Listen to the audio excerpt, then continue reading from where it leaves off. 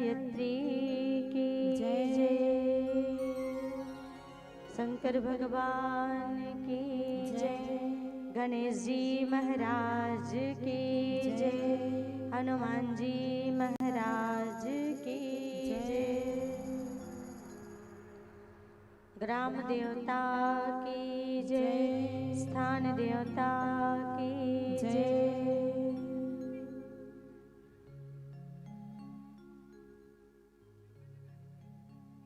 आइए सभी कमट सीधी करें, नेत्र बंद करें, स्वर्णिम सविता का ध्यान करते हुए परमपिता परमात्मा का ध्यान करते हुए कि वह परमपिता परमात्मा हमारी बुद्धि को सन्मार्ग की ओर प्रेरित करे।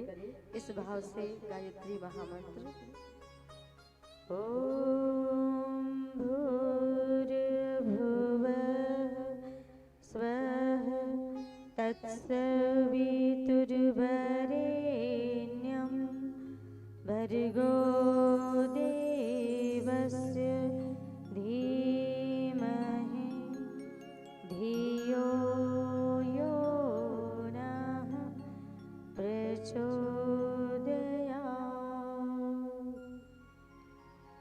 ॐ नमो भगवते वासुदेवाय नमः। स्वस्ति श्री गणेशाय नमः। ओम श्री सरस्वत्यै नमः। ओम श्री गुरुभ्यो नमः। गुरुर्ब्रह्मा गुरुर्विष्णु गुरुर्देवो महेश्वरः गुरुर्साक्षात् परब्रह्मा तस्मै श्री गुरुवे नमः। मातृवत् लालयित्री च पितृवत् मार्गदर्शिका नमोऽस्तु गुरुसत्तायै श्रद्धा प्रज्ञायुता च या।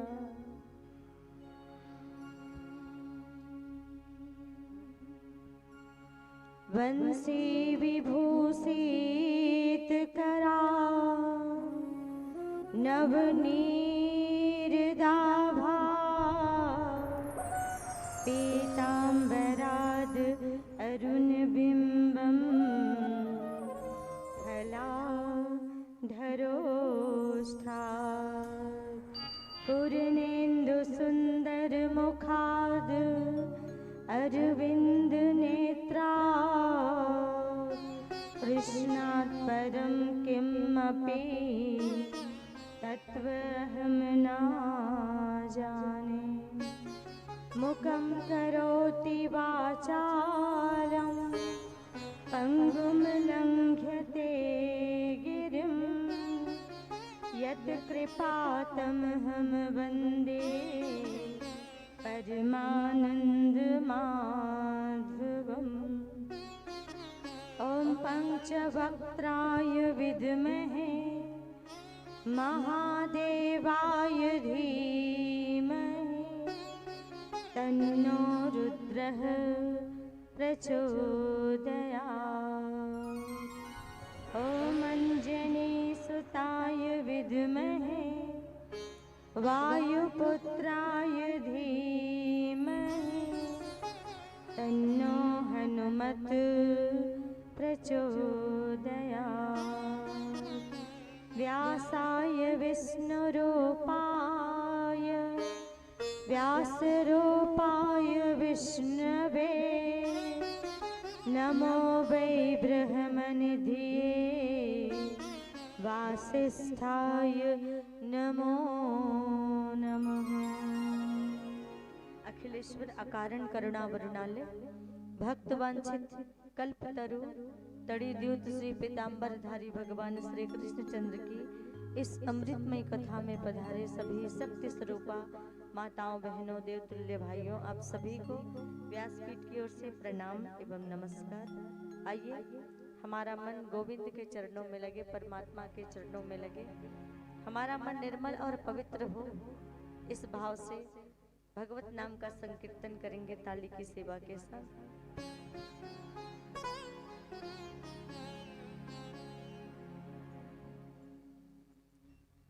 हो राधा मेरी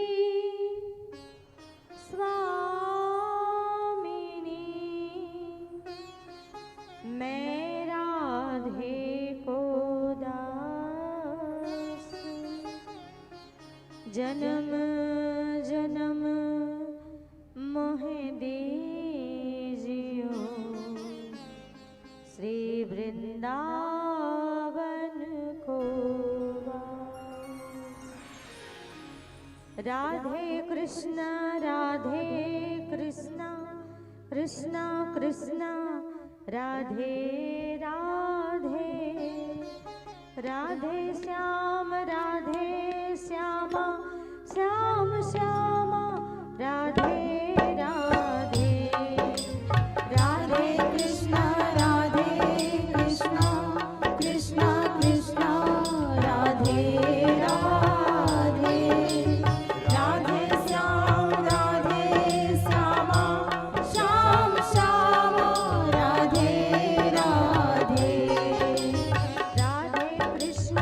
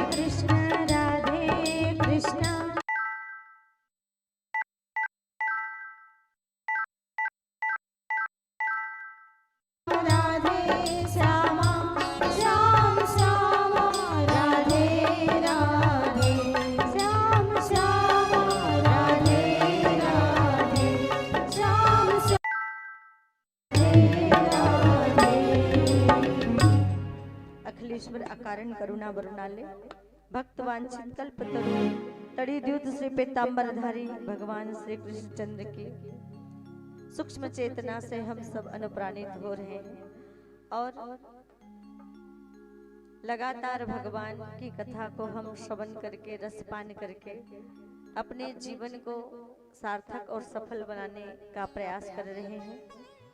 यह बहुत सुंदर आयोजन श्रीमद् भागवत कथा का ग्राम नंदपुर की धरती पर इस उड़ीसा प्रांत में जो हो रहा है, इसके आयोजक गण श्री चंद्रदेव श्रीमती रश्मि साहू जी, श्री खूबचंद एवं श्रीमती कृष्णा साहू जी हमारे मुख्य यजमान, श्री अशोक कुमार साहू जी एवं श्रीमती दुलारी साहू जी, श्री मनोज कुमार एवं श्रीमती ललिता साहू जी, इन सभी ने अपने परम पूज्य पिता जी एवं पूजनीय माता जी स्वर्गीय पिताजी दयानंद साहू जी एवं स्वर्गीय माता जी मेमवती साहू जी की पावन पुण्य स्मृति में श्रीमद् भागवत कथा का आयोजन किया है। और प्रार्थना भी यही है कि इस कथा से निश्चित उन दिव्य आत्माओं को शांति सद्गति मिले, भगवान उन आत्माओं को, उनके पितरों को अपने चरणों में स्थान प्रदान करे। और कहते हैं पानी का स्वभाव नीचे की ओर बहना होता है, उसी प्रकार हमारा मन है। जिस प्रकार पानी नीचे सरलता से चला जाता है, लेकिन ऊपर पहुंचाने के लिए मेहनत, कठिनाई, श्रम सब कुछ लगता है, धन लगता है, उसी प्रकार मनुष्य का मन जो है वो स्वतः ही नीचे की ओर पाप कर्मों की ओर चला जाता है, निकृष्टताओं की ओर चला जाता है। लेकिन उसी मनुष्य के मन को अगर उत्कृष्टताओं की ओर ले जाना है, न्याय की ओर ले जाना है, धर्म की ओर मोड़ना है, सद्प्रवृत्तियों की ओर ले जाना है, सन्मार्ग की ओर ले जाना है, तो उसके लिए मेहनत लगती है, उसके लिए प्रयास लगता है। और उसी प्रयास का नाम है सत्संग। बिनु सत्संग विवेक न होई और राम कृपा बिनु सुलभ न सोई। बिना सत्संग के प्रभु की कृपा भी नहीं मिलती और हमारा विवेक भी जागृत नहीं होता। और जब तक हमारा विवेक नहीं जागता, हम सत्कर्मों में नहीं जुट पाते हैं। और जब तक सत्कर्म नहीं करेंगे, तब तक अच्छे फल की प्राप्ति भी नहीं होगी, हमारा अच्छा भाग्य भी नहीं बन पाएगा। इसीलिए सदैव सत्संग के सानिध्य में रहकर हमें सत्कर्म करने की प्रेरणा लेनी चाहिए। इस मानव जीवन को धन्य बनाने की प्रेरणा लेनी चाहिए। और जब भी कथा श्रवण का अवसर आए तो हमें निश्चित कथा श्रवण जरूर करना चाहिए, कथा का रसपान करना चाहिए। बहुत सुंदर आपने कल भगवान के मंगल परिणय का प्रसंग श्रवण किया कि किस प्रकार से भगवान श्री कृष्ण का मंगल परिणय रुक्मणी मैया के साथ हुआ। और रुक्मणी मैया ने भी कभी भगवान को देखा नहीं था, कभी उनका दर्शन नहीं किया था, केवल उनके गुणों की चर्चा सुनी थी। और उनके गुणों की चर्चा सुनकर ही उन्हें भगवान से प्रीति हो गई थी, प्रेम हो गया था, अनुराग हो गया था। हम भी भगवान की चर्चा को सुनते हैं, भगवान की चर्चा भी सुनाई भी इसीलिए जाती है कि हमारा मन उनके चरणों की ओर आकृष्ट हो। भक्तों के चरित्र को इसीलिए हम श्रवण करते हैं कि हमारा मन निर्मल और पवित्र बने। और जो रास्ता भक्ति का, जो पथ भक्ति का उन्होंने अपनाया, उन्हीं पथ को हम भी अपनाकर उन भगवान की कृपा को प्राप्त कर सके। क्योंकि कथा और प्रसंगों के माध्यम से व्यक्ति के जीवन में आमूलचूल परिवर्तन आ जाता है। 2 घड़ी का सत्संग भी अगर जीवन में आ जाए तो वो हमारे जीवन को बदलने में समर्थ होती है। लेकिन उन चर्चा को हम सुनकर उन पर चिंतन करें और चिंतन मनन करके उसे अपने जीवन में धारण करने का, जीवन में उतारने का प्रयास करें। एक अंगुलीमाल था और अंगुलीमाल वैसे पहले ब्राह्मण बालक था, लेकिन गलत संगति पड़ गई। इसीलिए कहा जीत संगो जितेंद्रिय, कि हमें संगति को भी जीतना चाहिए। ये अंगुलीमाल गलत संगति में पड़ गया और चोरी करने लगा, डाका डालने लगा, लूटपाट करने लगा। एक दिन भगवान बुद्ध रास्ते में मिले और ये भगवान बुद्ध जब रास्ते में मिले तो उन्होंने रास्ता रोक लिया भगवान बुद्ध का। अंगुलीमाल लोग जो मिलते उनकी उंगलियां काटता और उंगलियों को काटकर उसकी माला पहनता। भगवान बुद्ध मिले तो तत्पर हुआ अंगुलीमाल भगवान बुद्ध को मारने के लिए। भगवान बुद्ध ने कहा, अरे ठहरो अंगुलीमाल, जरा पहले मेरी बात सुन लो। संत किसी के जीवन में आ जाते हैं तो बिना उसका कल्याण करे वो जाते नहीं हैं। कहा, जरा रुको अंगुलीमाल, इतनी जल्दी क्या है? मुझे जीवन से ज्यादा मोह नहीं है, मरने का डर भी नहीं है, पर तुम कुछ भी करो इससे पहले मेरी एक बात सुन लो। अंगुलीमाल ने कहा, बताओ क्या बात है?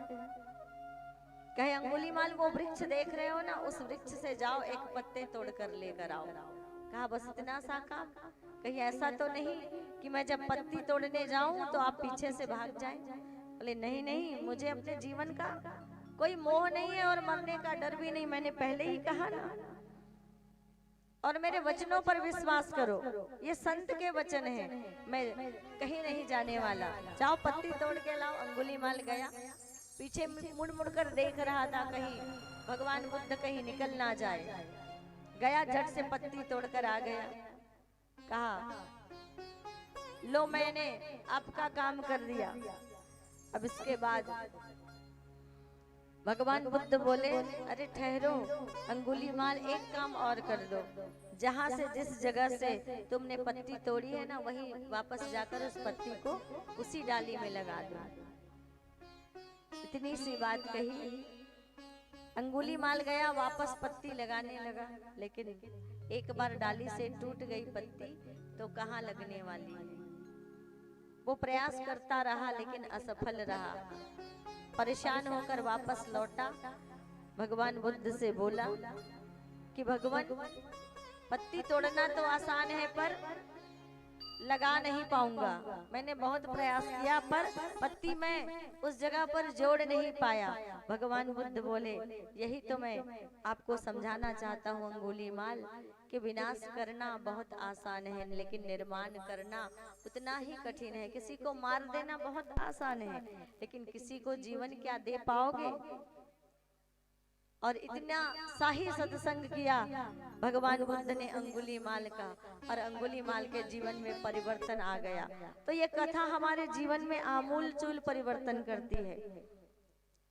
बस बात इतनी सी है कि उस कथा को हम समझने का प्रयास करें और उसका चिंतन मनन होना चाहिए। उसके बाद उसे जीवन में अपनाने की इच्छा भी अपने अंदर जागृत करनी चाहिए।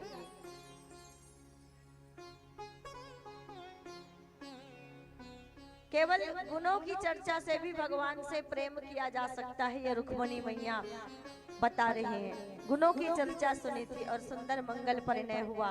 भगवान को उन्होंने याद किया। ये भगवान ऐसे हैं, जब कोई नहीं आता मेरे श्याम आते हैं, और दुख के दिनों में वे ही बड़े काम आते हैं। जिन्होंने भी भगवान को पुकारा और हृदय से पुकारा, निर्मलता और पवित्रता के साथ पुकारा, तो निश्चित भगवान उनकी पुकार को जरूर सुनते हैं। और कहते हैं भगवान का दूसरा विवाह जामवंती के साथ हुआ, जो जामवंत की पुत्री है। राजा परीक्षित पूछते हैं कि ये कैसे संभव है गुरुवर कि भालू की बेटी के साथ भगवान का दूसरा विवाह? तो एक कथा बताई सुखदेव जी महाराज ने राजा परीक्षित को। कहने लगे कि राजन, एक राजा हुए, राजा सत्राजीत, जिनके पास एक स्यमंतक मणि थी, और उस स्यमंतक मणि से रोज प्रतिदिन 10 क्विंटल सोना निकलता था और 10 घंटे रोज उसकी पूजा होती थी। एक दिन भगवान कृष्ण राजा सत्रजीत के पास आकर निवेदन करते हैं कि राजन, यह स्यमंतक मणि बड़ी मूल्यवान है, बड़ी कीमती है, और इससे जो धन निकलता है उस धन को हम लोगों की सुख सुविधाओं में लगाएंगे, प्रजा की सेवा में लगाएंगे, इसीलिए ये स्यमंतक मणि आप हमें दे दीजिए। लेकिन सत्रजीत राजा ने मना कर दिया और कुछ दिन बाद सत्रजीत का भाई उस माला को पहनकर निकल गया वन की ओर। खुद शिकार करने गया था लेकिन खुद शिकार हो गया। किसी हिंसक प्राणी ने उसे मार डाला, उस पर हमला कर दिया, उसकी मृत्यु हो गई और स्यमंतक मणि वहीं पड़ी रही। और उसी वन में जामवंत जी रहते थे। जामवंत जी की नजर उस स्यमंतक मणि पर पड़ी तो उसे उठाया और उठाकर ले गए और अपनी बेटी जामवंती को पहना दी उन्होंने। अब जब मणि कहीं नहीं मिली तो राजा सत्रजीत ने ये चोरी का इल्जाम भगवान श्री कृष्ण पर लगा दिया। कहने लगे कि आज तो लगता है मैंने मणि देने से इनकार कर दिया भगवान कृष्ण को, तो जब सीधे तरीके से मैंने मणि नहीं दी तो हो सकता है उनके मन में लालच का भाव आ गया होगा और उन्होंने मणि चुरा ली होगी और मणि चोरी करने का इल्जाम भगवान पर लगा दिया। देखिए, भगवान ने माखन चोरी की लीला की, भगवान ने चीरहरण की भी लीला की, गोपियों के वस्त्र भी चुराए, गोपियों के वस्त्र भी छुपाए भगवान ने। लेकिन भगवान ने जितनी लीलाएं की उन सभी लीलाओं के पीछे एक ज्ञान है, एक उद्देश्य है, एक शिक्षा है। अगर मटकियां फोड़ी भगवान ने तो क्यों मटकियां फोड़ी? भगवान ने केवल उन मटकियों को फोड़ा जो मटकियां कर के रूप में, जिसमें माखन भरा होता था, दूध दही भरी होती थी, और जो मटकियां कर के रूप में ग्वाले और ग्वालन कंस महाराज को देने जाया करते थे। और मथुरा राज्य की सीमा में ये वृंदावन की नगरी नहीं आती थी, गोकुल की नगरी नहीं आती थी। तो भगवान सबको समझाना चाहते थे कि अरे ग्वालन, अरे सखाओ, अरे ग्वालिन, गोपियों, कंस से डरने की आवश्यकता नहीं है, क्योंकि तुम जितना डरोगे वो तुम्हें उतना ही डराएंगे। तुम अन्याय के सामने जितना झुकोगे वो तुम्हें उतना ही झुकाने का प्रयास करेंगे। अगर तुम्हारे सामने कुछ गलत हो रहा है, तुम्हारे सामने कुछ अन्याय हो रहा है, कुछ पाप हो रहा है, तो उसका विरोध करो। जितनी तुम्हारी क्षमता है, जितना तुम कर सकते हो उतना ही करो, पर विरोध तो करो। तुम क्यों कंस के सामने घुटने टेक देते हो और कंस से डरकर क्यों तुम उसे कर देने जाते हो? और कोई बिना किसी कारण के कंस महाराज के सामने झुके, ये भगवान कृष्ण को स्वीकार्य नहीं था। इसीलिए जो माखन की मटकी, दूध और दही की मटकी कर के रूप में देने जाते थे ना, उन्हीं मटकियों को भगवान फोड़ा करते थे। मटकियां फोड़ने की लीला की ये बात अलग है कि कभी कभी गए वो गोपियों के घर, कथा में हमने श्रवण किया कि उनके घर गए, उनके घर जाकर उन्होंने माखन चोरी की लीला की। माँ मने मन भी होता है और माँ मने माखन भी होता है। ये गोपियां चाहती थी कि कृष्ण उनके घर आए और उनके घर आकर उनके माखन खाए, उनकी गोदी में बैठे। ये सारी गोपियों की इच्छाएं थी, और जैसी जैसी उन गोपियों ने इच्छाएं की, उन इच्छाओं को पूरी करने के लिए ही भगवान उनके घर जाया करते थे। नहीं तो भगवान के घर में, उनके नंद बाबा के गौशाला में तो 9 लाख गैयाएं हैं। अब जिनके घर 9 लाख गैयाएं हैं, उनके घर तो दूध की नदियां बहेंगी, उनके घर तो माखन ना जाने कितना होगा, दही और दूध कितना होगा। उन भगवान को भला इन छोटी छोटी साधारण गोपियों के घर माखन चोरी के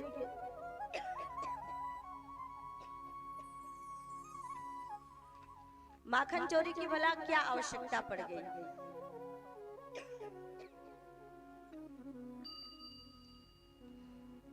पर गोपियां चाहती थी कि भगवान आए और भगवान इन माखन के बहाने उनका मन चुराए। और गोपियां चाहती थी कि किसी भी प्रकार से हो कृष्ण का दर्शन हो। ये पूतना भी आई थी और पूतना को माता की गति मिल गई। भले कुभाव से आई थी, भले दुर्भावना से आई थी, भले भगवान को मारने के भाव से आई थी, लेकिन आई किसके द्वार थी? आई भगवान के द्वार थी, आई भगवान के पास थी। दुर्भावना से ही आई पर भगवान के पास आई थी। और इसीलिए कहा जाता है कि भाव कुभाव अनक आलस हूँ, नाम जपत मंगल दिसिदस हूँ। मन ना भी हो तो भी हमें भगवान का नाम किसी भी उपाय से हो लेते रहना चाहिए। भगवान के द्वार पर जाने का जब भी अवसर मिले तो वो अवसर हमें खोना नहीं चाहिए, क्योंकि ये कितना सुंदर भगवान का दरबार है। अच्छा, जितना आनंद आपको ये 7 दिन कथा में आ रहा था, उतना आनंद क्या आपको आपके घर में आता है? क्या आप सिनेमा देखते हैं तो उतना आनंद आता है जितना आनंद यहाँ पे आया? आप उस फर्क को महसूस कीजिए ना। सोचिए, जिन्होंने 7 दिन तक लगातार कथा श्रवण की, 2 दिन 3 दिन भी जिन्होंने श्रवण कर लिया, कथा पंडाल में आ गए, एक दिन भी जो आए वो रोज आने लगे, एक दिन भी जो आए वो रोज आने लगे, क्योंकि इसमें इतना आनंद है, इस कथा में इतना रस है भगवान की इस अमृतमय कथा में। इसको आध्यात्मिक रस का महासागर कहा जाता है कि उनका मन फिर घर में नहीं लगता। और अब विचार कीजिए, जिन्होंने भी कथा श्रवण की, क्या ये आनंद और कहीं आपको मिल पाएगा जो आनंद यहाँ मिलता है? बिल्कुल नहीं मिल पाएगा। जो शांति, जो सुकून, जो शीतलता, आग के पास जाएंगे तो निश्चित आपको आ जाएगी, जल के पास जाएंगे तो निश्चित आपको शीतलता का अनुभव होगा। उसी प्रकार जब आप भगवान के दरबार में आएंगे तो भगवान की कृपा का अनुभव आपको प्रत्यक्ष होने लगेगा। भगवान की प्रत्यक्ष अनुभूति आपको होने लगेगी। एक बार एक संत प्रवचन कर रहे थे और यही बता रहे थे कि भगवान की कथा जब हम श्रवण करते हैं और मन में जब पवित्रता आ जाती है और मन में श्रद्धा जागृत हो जाती है, भगवान के चरणों के प्रति विश्वास मन में जब आ जाता है, तब उन भगवान की हमें प्रत्यक्ष अनुभूति होने लगती है। वो भगवान हमें सर्वत्र जो है दिखाई देने लगते हैं, वो हमें महसूस होने लगते हैं। तो वही एक महिला बैठी हुई थी, जब वो संत प्रवचन से उठे तो पास गई और पास जाकर उन्होंने पूछा कि मैं तो इतने दिनों से भगवान की सेवा कर रही हूँ, भगवान की पूजा कर रही हूँ, कथा श्रवण भी कर रही हूँ, पर कभी मुझे भगवान की प्रत्यक्ष अनुभूति नहीं हुई, उनकी कृपा कभी मुझे समझ में नहीं आई। तब वह संत बोले कि अभी तो मैं तुम्हारा उत्तर नहीं दे सकता, लेकिन हाँ, मैं आज जब संध्या करने बैठूंगा तब मेरी जब भगवान से बात होगी तो भगवान से पूछूंगा और भगवान से पूछ के बताऊंगा मैं कि क्या कारण है कि इतने दिनों के सत्संग के बाद भी, इतने दिनों की उपासना के बाद भी भगवान की प्रत्यक्ष अनुभूति तुम्हें नहीं हो पाई है। और वो गए। दूसरे दिन जैसे ही वो प्रवचन के लिए आए, वो बिल्कुल दरवाजे पर खड़ी थी और उन्होंने प्रणाम किया। संत को बोले, महाराज क्या आपने भगवान से बात की और क्या आपको मेरे प्रश्नों का उत्तर दिया भगवान ने? कहा हाँ, मैंने भगवान से बात की। भगवान ने कहा है कि तुम सत्संग तो करती हो, तुम उपासना तो करती हो, लेकिन तुम्हारा व्यवहार अपने आसपास के लोगों के प्रति, अर्थात अपने घर वालों के प्रति और अपने घर के लोगों के साथ, अपने आसपास के पड़ोस वालों के प्रति बहुत ही रूखा है, और जिसके कारण से तुम्हें भगवान की प्रत्यक्ष अनुभूति नहीं हो सकती। तुम्हें अपना व्यवहार बदलना होगा, तुम्हें अपने व्यवहार में परिवर्तन करना होगा। और वह स्त्री सारी बात समझ गई। कहा केवल पूजा पाठ कर लेना ही, सत्संग कर लेना ही सब कुछ नहीं है, इसके अलावा अपने विचारों का परिवर्तन, अपने गुण कर्म और व्यक्तित्व का परिवर्तन भी बहुत आवश्यक होता है। नहीं तो हम चाहे जितनी पूजा करते रहें। और उस दिन से उन्होंने बात समझी और अपना व्यवहार सबके प्रति बदल दिया, घर वालों के प्रति बदल दिया, बच्चों के प्रति अपना व्यवहार बदल दिया, आसपास के लोगों से के साथ वह प्रेम पूर्वक व्यवहार करने लगी। और जब से उन्होंने अपना विचार और व्यवहार बदला, तब से उनको भगवान की प्रत्यक्ष अनुभूति होने लगी। और इस प्रकार से वो भगवान जो भी लीला करते हैं, अगर चीर हरण किया तो चीर हरण करके उन्होंने समझाया गोपियों को, गोपियां कैसे स्नान करती थी। 5 साल के कन्हैया और ये 5.5 साल के जो कन्हैया हैं, उन्होंने चीर हरण की लीला की। जब गोपियां ब्रह्म मुहूर्त में स्नान करने जाती यमुना के जल में, तो सारे कपड़े उतार कर स्नान करती थी। भगवान श्री कृष्ण उन्हें ये समझाना चाहते थे कि अरे गोपियों, ये समय है और समय पर भरोसा नहीं किया जा सकता कि, और सभी लोगों पर भी विश्वास नहीं किया जा सकता, क्योंकि यहाँ पर देव भी हैं और दानव भी हैं, सुर भी हैं और असुर भी हैं।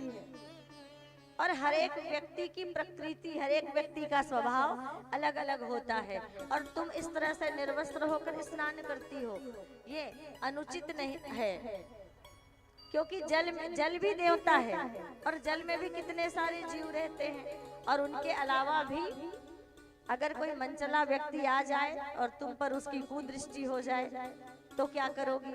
इसीलिए ये बात सिखाने के लिए, ये मर्यादा सिखाने के लिए कि भगवान ने चीरहरण की लीला की, तो उन्होंने जो भी लीलाएं की, उनकी लीला बड़ी अद्भुत है। व्यक्ति भगवान कृष्ण की लीलाओं को चाहता है कि हम भी वैसा ही करें। अरे कई लोग कहते हैं, हमने सुना है वो तो चोरी करते थे, उनकी कथा, उनकी लीला को हम श्रवण क्यों करें। भाई पहले आप आइए, कथा में बैठिए, भगवान की पूरी बात को आप सुनिए, समझिए, जानिए। वो भगवान है और उनकी हर एक लीला, उनकी हर एक लीला, कई ऐसी लीलाएं हैं जिन लीलाओं को हम समझ नहीं पाते हैं, जो हमारी समझ से परे है, जो हमारी बुद्धि से परे है। इसलिए उस भगवान को हम कभी समझने का प्रयास ना करें। भगवान समझने का विषय नहीं है, भगवान अनुभव करने का विषय है। भगवान की कृपा को अनुभव करें, भगवान की जो अनवरत आशीर्वाद जो निकल रहा है, उन सब के प्रति उन आशीर्वाद को हम समझने का प्रयास करें, उनको अनुभूति करने का हम प्रयास करें भगवान को। लेकिन कहते हैं लोगों को दिल कहाँ लगाना चाहिए। लोगों को कहा जाता है, दिल में तू श्याम नाम की जरा ज्योति जला के देख। दिल में भगवान को बसाना चाहिए। और संसार को चलाने के लिए दिमाग की आवश्यकता होती है और भगवान के लिए दिल की आवश्यकता होती है, पर उल्टा कर लिया। दिमाग हम भगवान में लगाते हैं और दिल संसार में लगाते हैं। फिर कहते हैं हमारा दिल दुख रहा है, तो दिल संसार में लगाओगे तो दिल दुखेगा नहीं क्या। दिल को संसार में नहीं लगाना है, दिल को भगवान के चरणों में लगाना है, मन को भगवान के चरणों में लगाना है और दिमाग संसार में लगाना है। दुनिया को चलाने के लिए दिल से नहीं चल सकती, दिमाग लगाना पड़ेगा। पर सारा जितना दिमाग था वो हमने भगवान को सिद्ध करने में लगा दिया। भगवान है कि नहीं है, अगर है तो कहाँ है, कैसे दिखते हैं। ये ग्रंथ हमारे काल्पनिक हैं, ये कथाएं काल्पनिक है कि इसमें कोई सच्चाई है। जितने ग्रंथ संसार को सिद्ध करने, ये नश्वर है, ये सिद्ध करने के लिए नहीं बने, उतने ग्रंथ भगवान है कि नहीं इसको सिद्ध करने के लिए लिखे और बनाए गए। और अब तक ये बहस चल रही है, अब तक ये चर्चा चल रही है। तो इस बहस के चक्कर में ना पड़े, इस चर्चा के चक्कर में ना पड़े। केवल सीधी और सच्ची बात है मानो तो मैं गंगा माँ हूँ, ना मानो तो बहता पानी। कहते हैं ना, मान लोगे तो गंगा मैया है, मान लोगे तो वो गंगा मैया है, मान लोगे तो वो भगवान है, और नहीं मानोगे तो वो एक साधारण पानी है, और नहीं मानोगे तो एक साधारण पत्थर है। सब कुछ खेल किसका है? सब कुछ खेल केवल भावनाओं का है। अगर आपके हृदय में भावना है तो एक छोटा सा पत्थर भी अगर पड़ा होगा और आपके अंदर अगर सच्ची भावना होगी, अगर आप उसी पत्थर की पूजा करेंगे जिसकी कोई आकृति, जिसका कोई आकार भी नहीं है, तो उन पत्थरों में भी आपको भगवान के दर्शन मिल जाएंगे, क्योंकि भगवान तो कण कण में बसते हैं। तो उन पत्थरों में भी आपको भगवान के दर्शन हो जाएंगे। लेकिन अगर हृदय में सच्ची श्रद्धा नहीं है, सच्ची भक्ति नहीं है, तो आपको साक्षात भगवान भी आएंगे ना, तो भी आपको नकली लगेंगे, तो भी आपको नकली लगेंगे। आप सोचेंगे पता नहीं कहीं दुकान से इन्होंने कोई कपड़ा तो नहीं पहन लिया और वैसा वेश तो नहीं बना लिया। साक्षात भगवान भी आएंगे और श्रद्धा नहीं रहेगी तो भगवान को हम पहचान नहीं पाएंगे। और अगर श्रद्धा और विश्वास है हमारे मन में, तो कागज की मूर्ति में भी, पत्थर की मूर्ति में भी आपको, और जर्रे जर्रे में आपको भगवान की अनुभूति प्रत्यक्ष दिखाई देने लगेगी। और यही अनुभूति हुई किनको? रुक्मणी मैया को। उन्होंने भी तो नहीं देखा था। हम सोचते हैं कि भगवान को देखेंगे तभी प्रेम होगा। रुक्मणी ने तो देखा ही नहीं था, हमने भी नहीं देखा है, केवल गुणों की चर्चा सुन रहे हैं। तो भगवान ने चोरी की, तो माखन चोरी की, गोपियां चाहती थी तब चुराया, मटकी फोड़ी। अब समझ में आया ना कि मटकियां को क्यों फोड़ी भगवान? क्योंकि वो कंस का विरोध करना चाहते थे। कंस का नहीं, कंस के अन्याय का, कंस के अत्याचार का, कंस के पाप का। अनाचार कब बढ़ता है? अनाचार बढ़ता है कब? सदाचार चुप रहता जब। पाप तभी बढ़ता है जब सदाचारी लोग जो है चुपचाप घर में बैठ जाते हैं। जब अन्याय का विरोध नहीं होता, जब पाप का विरोध नहीं होता, तभी पाप बढ़ता है। और यही शिक्षा वो उन गोपियों को, उन ग्वालों को देना चाहते थे, ब्रज की धरती को के लोगों को देना चाहते थे, उसके अंदर साहस पैदा करना चाहते थे। क्यों? क्योंकि भगवान सोचते हैं कि आज तो मैं हूँ, और आज मैं हूँ, और जब तक मैं इस धरती पर रहूंगा तब तक मैं इनकी रक्षा करता रहूंगा। लेकिन जब मैं इस धरती से चला जाऊंगा तो मेरे बाद इनको अपनी रक्षा स्वयं करनी होगी। इसीलिए भगवान उनको और उनके अंदर ये साहस भरने का प्रयास करते हैं। फिर आगे भगवान के ऊपर मणि चुराने की इल्जाम लग गया महाराज भगवान के ऊपर, और भगवान एक बार रन छोड़ कहलाए, उन्होंने रन छोड़ दिया था। भगवान एक बार खीर चोरा कहलाए, उन्होंने खीर चोरी कर ली थी। एक रेबुना में एक गोपीनाथ का मंदिर है, और उस गोपीनाथ के मंदिर में जैसे आपके जगन्नाथ में खिचड़ी का भोग लगता है ना, वैसे रेबुना के गोपीनाथ मंदिर में खीर का भोग लगता है। और मंदिर के प्रसाद में बड़ा स्वाद होता है। आप जितने भी भंडारे के प्रसाद जैसा या मंदिर के भोग जैसा घर में बनाने का प्रयास करें, वो स्वाद कभी नहीं आएगा जो मंदिर के प्रसाद में स्वाद आता है, जो भंडारे के भोग में स्वाद आता है। आता है क्या? आप बना लेंगे, कोशिश बहुत करते हैं, घी भी आप ज्यादा डाल लेंगे, लेकिन जो स्वाद भगवान के दरबार के चढ़े हुए प्रसाद में आता है ना, आप कितना अच्छा बनाने का प्रयास करें, घर के व्यंजन में नहीं आएगा। क्योंकि जब कोई वस्तु, कोई सामग्री भगवान के दरबार में चढ़ जाती है तो उसका पूरा डीएनए बदल जाता है, उसका पूरा स्वरूप बदल जाता है, उसका नाम बदल जाता है।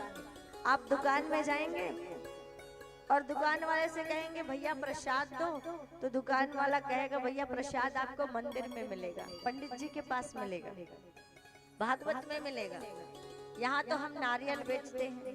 यहाँ तो हम इलायची दाना बेचते हैं, यहाँ तो हम मिठाई बेचते हैं, यहाँ तो हम फल बेचते हैं। लेकिन वही फल, वही मिठाई, वही नारियल, वही इलायची दाना जब भगवान के दरबार में समर्पित हो जाता है, चढ़ जाता है, उसमें तुलसी दल डल जाते हैं और भोग का मंत्र जब बोल दिया जाता है और भगवान को समर्पित कर दिया जाता है, तो वही वस्तु क्या बन जाता है? प्रसाद बन जाता है। उसका सबसे पहले नाम बदलता है। पहले जो वस्तु थी, जो मिठाई थी, जो फल था, अब वो भगवान के चरणों में समर्पित हो गया, तो वो प्रसाद बन गया। और प्रसाद को जब लोग श्रद्धा से ग्रहण करते हैं, तब उसके अंदर संस्कार आता है, उसके अंदर पवित्रता आती है। उसी प्रकार जिस प्रकार से प्रसाद जब भगवान के चरणों में चढ़कर पवित्र हो जाता है, तो व्यक्ति भी जब भगवान के चरणों में शरणागत हो जाता है, तो वह भी सभी पापों से मुक्त हो जाता है, सभी दोषों से व्यक्ति रहित हो जाता है, जब वो अपने आप को भगवान के चरणों में समर्पित कर देता है। और यहाँ आपको वस्तु नहीं मिलेगी, दुकान में आपको प्रसाद नहीं मिलेगा। यहाँ आप तभी आपको क्या मिलेगा? यहाँ आपको प्रसाद मिलेगा। तो नाम ही बदल जाता है, और नाम के साथ स्वाद भी बदल जाता है, और स्वाद के साथ संस्कार भी बदल जाता है। जैसा खाए अन्न वैसा बने मन। अच्छा भोजन करने के लिए क्यों कहा जाता है? आप जैसा भोजन करेंगे वैसा आपका मन बनेगा। आप तामसिक भोजन करेंगे, आपका क्रोध बढ़ेगा, आपकी उग्रता बढ़ेगी। और आज देखिए, मानव मन की उग्रता चरम सीमा पर है। कोई किसी की नहीं सुनना चाहता। एक छोटा सा 10 साल का बालक भी किसी की कुछ सुनना नहीं चाहता बात। लेकिन हमारे गुरुजी कहते थे, बेटा परिवार में ना जिसको सहना आ गया उसी को रहना आ गया, जिसको सहना आ गया उसी को रहना आ गया। अर्थात सहन शक्ति एक बहुत बड़ा गुण है। पर आज कोई किसी की सुनना नहीं चाहता, कोई किसी की बात को सहन नहीं कर पाता है, और इसी कारण से लड़ाई झगड़े दंगे फसाद इसीलिए होते हैं। और आज हमारा घर भी कुरुक्षेत्र का मैदान बना हुआ है। कुरुक्षेत्र में किसकी लड़ाई हुई थी? भाइयों और भाइयों की लड़ाई हुई थी ना, आपस में सगे संबंधियों की लड़ाई हुई थी। अब पूरा घर सबका कुरुक्षेत्र बना हुआ है, क्योंकि घर घर में इसी प्रकार की प्रक्रियाएं चल रही है। कुछ चीजों को खाने के लिए मना किया जाता है, क्यों? क्योंकि वो हमारी उग्रता को बढ़ाता है, हमारी तामसिक प्रकृतियों को बढ़ाता है, इसीलिए उसे वर्जित माना जाता है। कुछ नियम आप पूजा काल में अपनाते हैं, अगर वही नियम हमारे जीवन भर में आ जाए। कुछ संयम आप 9 दिन नवरात्रि में अपनाते हैं, कुछ संयम आप जो है व्रत उपासना के दिन अपनाते हैं। वही संयम जो संयम हम व्रत उपासना के दिन अपनाते हैं, जो संयम हम नवरात्रि के 9 दिनों में अपनाते हैं, वही साधना वही संयम अगर हमारे जीवन में हमेशा के लिए आ जाए, तो जीवन का हमारा कल्याण हो जाएगा। और ये रेमुना में बहुत सुंदर खीर का भोग लगता था।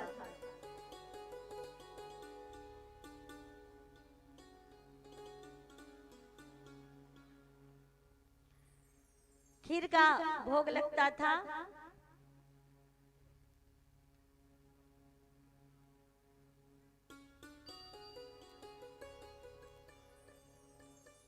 बोलिए बांके बिहारी लाल की जय।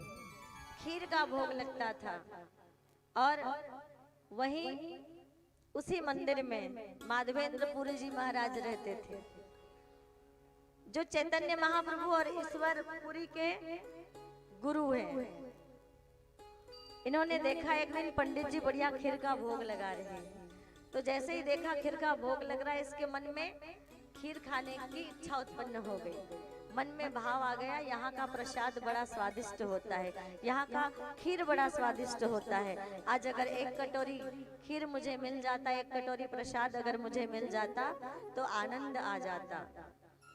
पंडित जी ने भोग लगाया, पर्दा बंद किया, घंटी बजाई, और माधवेंद्रपुरी जी के मन में ये इच्छा उत्पन्न हो गई।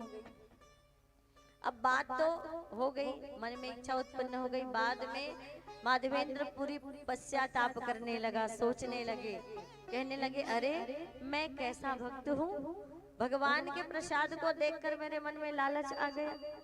मैं तो निष्काम भक्ति करने चला था, लेकिन जितना प्रसाद मिलता उतने ही प्रसाद में मुझे संतुष्ट रहना चाहिए था, लेकिन मेरे मन में ये कैसा लालच आ गया भगवान के प्रसाद को देखकर। मैं कैसा भक्त हूँ, कैसे मुझसे पाप हो गया।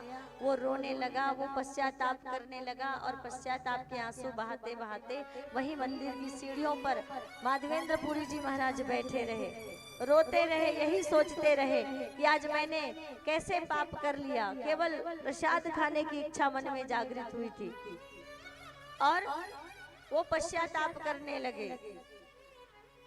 इधर रात्रि हुई, महाराज तो आंसू बहाते हुए मंदिर की सीढ़ियों पर बैठे हैं, लेकिन आधी रात को उस मंदिर के पुजारी को स्वप्न आता है और स्वप्न में क्या देखते हैं पुजारी जी, भगवान स्वयं स्वप्न में आते हैं और स्वप्न में आकर कहते हैं, पुजारी जी मेरा एक भक्त है माधवेंद्र पुरी, जो आपके मंदिर में ही रहता है, मंदिर के आसपास ही उसका ठिकाना है।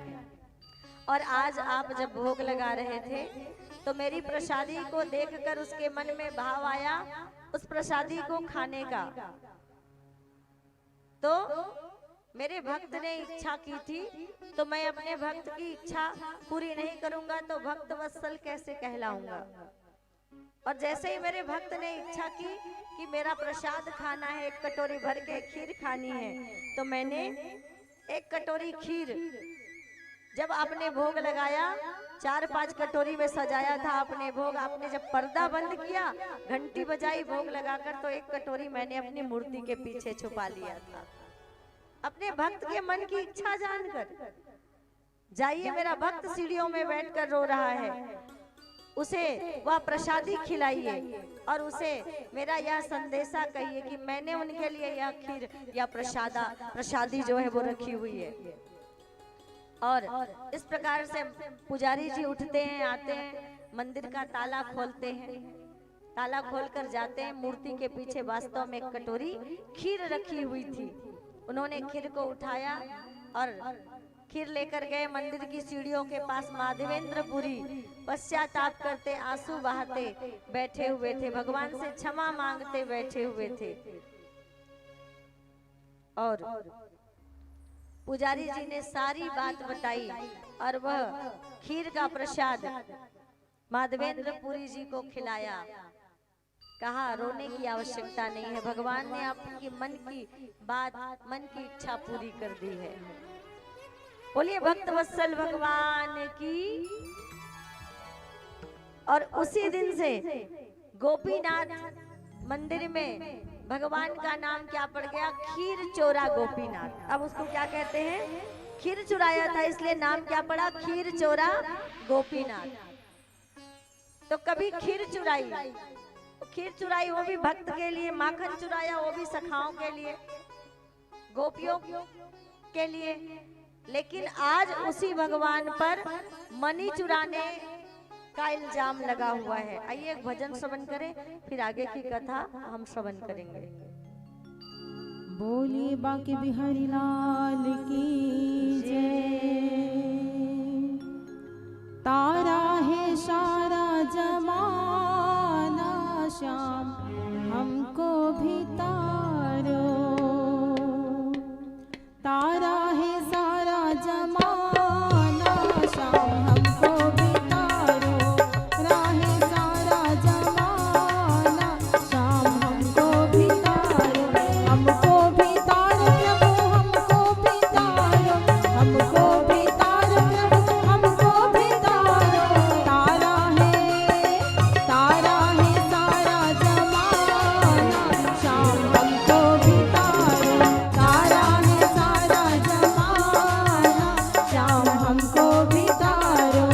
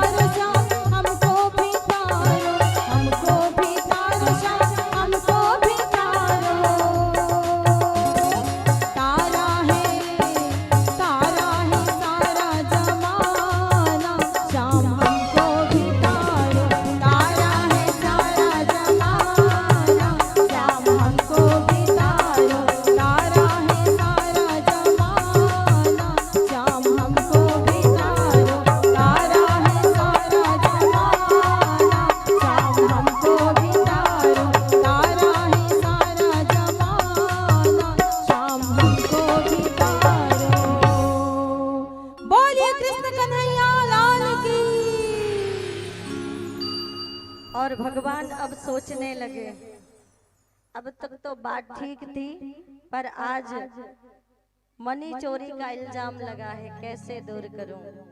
और स्वयं उस मनी की खोज में निकले, वन की ओर गए और खोजते खोजते जामवंत जी की गुफा में पहुंचे और देखा कि उनकी पुत्री जामवंती के गले में वह मणि लटकी हुई है। उन्होंने जामवंत जी महाराज से निवेदन किया कि जामवंत जी यह मणि लौटा दीजिए, मुझ पर चोरी का इल्जाम लगा है। लेकिन जामवंत ने मना कर दिया। तो भगवान का जामवंत जी के साथ युद्ध होता है, द्वंद्व युद्ध हुआ।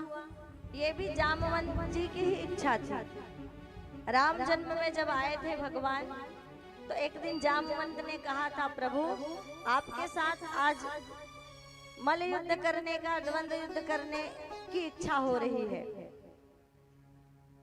तो भगवान ने कह दिया था कि जामवंत जब समय आएगा तो आपकी इच्छा जरूर पूरी करेंगे।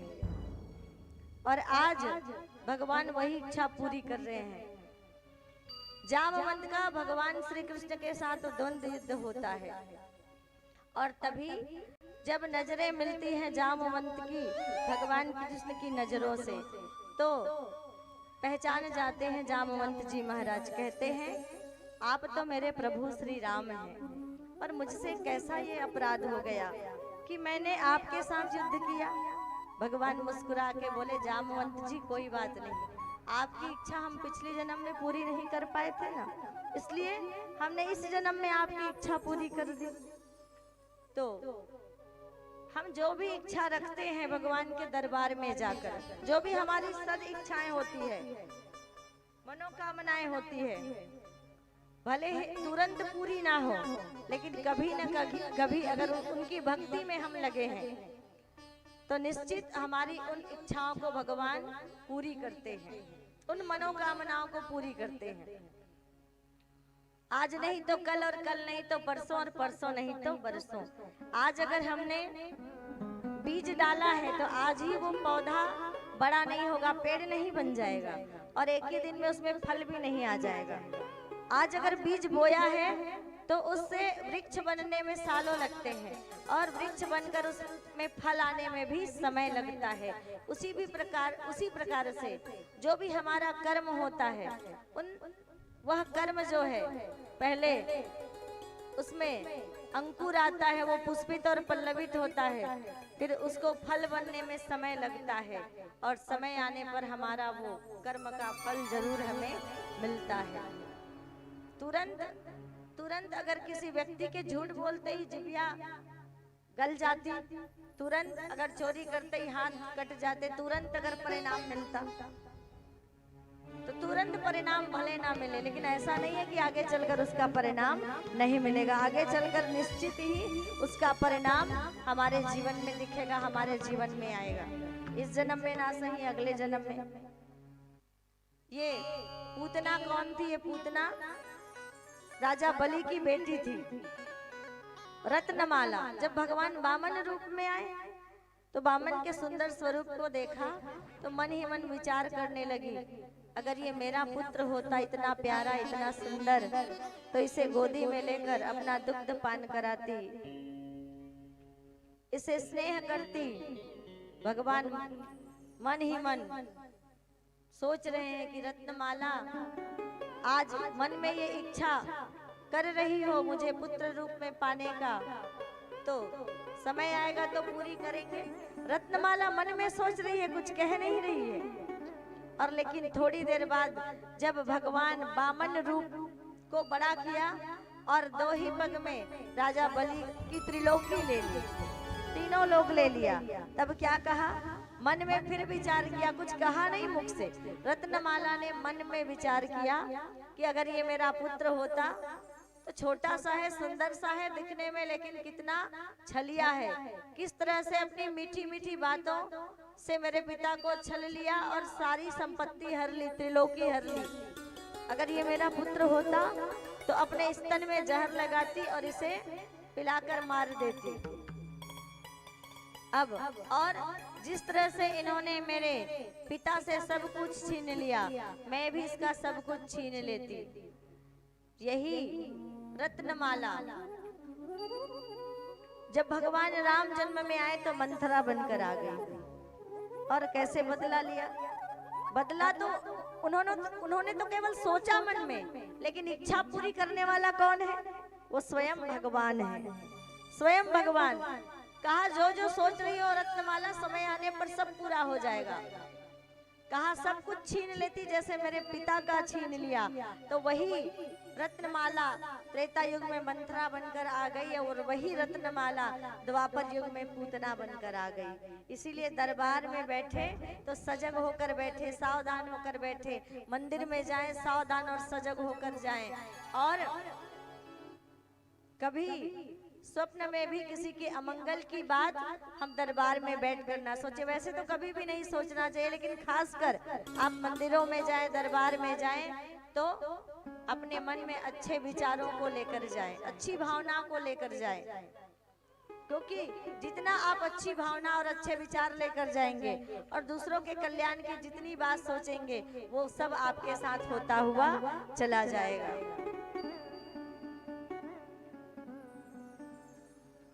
अब पहचान लिया भगवान को तो क्षमा मांगी और क्षमा मांगते हुए कहा कि भगवान अगर आपने मुझे क्षमा कर दिया है तो मणि तो मैं आपको समर्पित कर ही रहा हूँ। इस मणि के साथ मैं अपनी बेटी जामवंती को भी आपको समर्पित करता हूँ।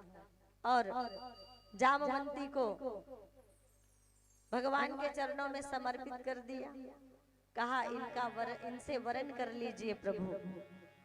और इस प्रकार से भगवान का दूसरा विवाह जामवंती के साथ हो गया। मणि लेकर लौटे भगवान श्री कृष्ण राजा सत्राजीत के पास और मणि को देते हुए कहा राजन ये मणि मैंने नहीं चुराई थी। पूरी घटना बताई भगवान कृष्ण ने। बड़े लज्जित हुए राजा सत्राजीत, क्षमा याचना करने लगे भगवान से, प्रभु गलती हो गई, मैंने आपको पहचानने में भूल कर दी, मुझे क्षमा कर दीजिए। जब आपने मणि की इच्छा प्रकट की थी और मणि जब गायब हो गई तो मुझे लगा आपने ही मणि चुरा ली। मैं लज्जित हूँ, मुझे क्षमा कर दो। लेकिन जो भी चाहे जितना भी अपराध करे, अंगद ने भी कहा था रावण को कि हे रावण, हनुमान ने भी कहा था, विभीषण ने भी कहा था कि आपने चाहे जितने अपराध किए हैं, आपने चाहे जितने पाप कर्म किए हैं, पर अगर एक बार आप प्रभु की शरण में जाएंगे और प्रभु की शरण में जाकर अपने पापों का प्रायश्चित करते हुए उनकी शरण में जाकर उनसे प्रार्थना करेंगे, उनसे निवेदन करेंगे कि प्रभु गलती हो गई, मैं आपके चरणों में शरणागत हूँ, मुझे क्षमा कर दीजिए, तो वो कृपा निधान भगवान निश्चित आपके अपराधों को क्षमा कर देंगे। लेकिन रावण का अहंकार रावण को रोकता रहा। कंस को भी अवसर दिया, सबको अवसर, भगवान सबको अवसर देते हैं। हर एक व्यक्ति के जीवन में अवसर आता है। उन सबके जीवन में जितने राक्षस हुए सबके जीवन में अवसर आया। शिशुपाल को कितना अवसर मिला बताइए? कितना अवसर मिला शिशुपाल को? कितना अवसर दिया भगवान ने? 100। कहा आपकी 100 गलतियां माफ की जाती है, आपके 100 अपराध को चलो मैंने पहले ही माफ कर दिया। आप 100 अपराध करेंगे आपको कोई दंड नहीं दिया जाएगा, लेकिन 100 से अगर अधिक हो जाएगा तब क्या होगा? तब वो अक्षम्य होगा, वो क्षमा के योग्य नहीं होगा। और 100 से अधिक अपराध जब शिशुपाल के हुए तो भगवान श्री कृष्ण ने अपना सुदर्शन चक्र निकाला और शिशुपाल का उद्धार कर दिया। दुर्योधन को भी अवसर मिला, रावण को भी अवसर मिला। वैसे ही हमारे जीवन में भी अनेकों अवसर आते हैं कि अगर हमसे कोई अपराध हुआ है, कोई गलतियां हुई है, हमने किसी का दिल दुखाया है, तो उन गलतियों को सुधार कर क्षमा मांगने का कई अवसर हमारे जीवन में आता है। अगर हमसे गलतियां हो जाती है, कुछ अधर्म हो जाते हैं, कुछ पाप कर्म हो जाता है अनजाने में ही सही, तो हमें भी उन पापों की प्रायश्चित का अवसर मिलता है। और श्री सुखदेव जी महाराज तो कहते हैं कि राजन, अपने पापों के प्रायश्चित का सबसे बड़ा उपाय क्या है? तो कहते हैं केचित केवल्या भक्त्या वासुदेव परायण। उपाय तो बहुत सारे हैं, लेकिन सबसे बड़ा उपाय केचित केवल्या भक्त्या वासुदेव परायण। जो भगवान के नाम को जप ले, भगवान का नाम संकीर्तन कर ले, भगवान की उपासना कर ले, ये सबसे बड़ा उपाय है प्रायश्चित का। लेकिन इससे बड़ा एक और उपाय, कौन सा उपाय बोले? उस पाप की दोबारा पुनरावृत्ति नहीं होनी चाहिए। अर्थात जो गलती हमसे एक बार हो गई है, उस गलती को हम दोबारा ना दोहराएं, दोबारा वो गलती हम ना करें। ये सबसे बड़ा प्रायश्चित है। फिर सजग हो जाए, सावधान हो जाए। और अवसर तो हर एक व्यक्ति के जीवन में आता है। भगवान सबको अवसर देते हैं, पर रोज रोज नहीं देते। बड़े बड़े कार्य रोज नहीं होते। शादी ब्याह रोज होते हैं क्या? बताइए। डिग्रियां रोज मिलती है? नहीं मिलती। कभी कभी साल भर में एक बार डिग्री मिलती है, कभी कभी बड़ा अवसर और उत्सव कभी कभी होता है। उसी प्रकार से अवसर भी हमारे जीवन में आता है। और समझ लीजिए, हमारे जीवन में अगर हमको सत्संग करने का अवसर मिल गया, तो ये भी भगवान ने हमें एक अवसर दिया है। ये भी भगवान ने हमें अवसर दिया है अपने जीवन को समझने का, अपने जीवन को सफल और सार्थक बनाने का। ये एक अवसर ही है सत्संग। अब तक चलो हमने जैसा जीवन जिया जी लिया, भूल जाए कैसा जिया था।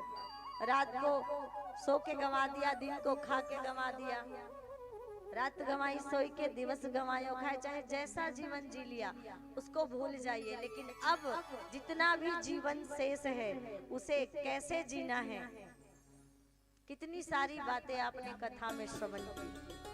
और सबके सब तो न कहने वाला अपना पाता है, न सुनने वाला। लेकिन अगर केवल एक अंश भी उस सत्संग का धारण कर लिया जाए, तो हमारा जीवन भी बदल सकता है और हमारा जन्म लेना सार्थक हो सकता है इस धरती पर।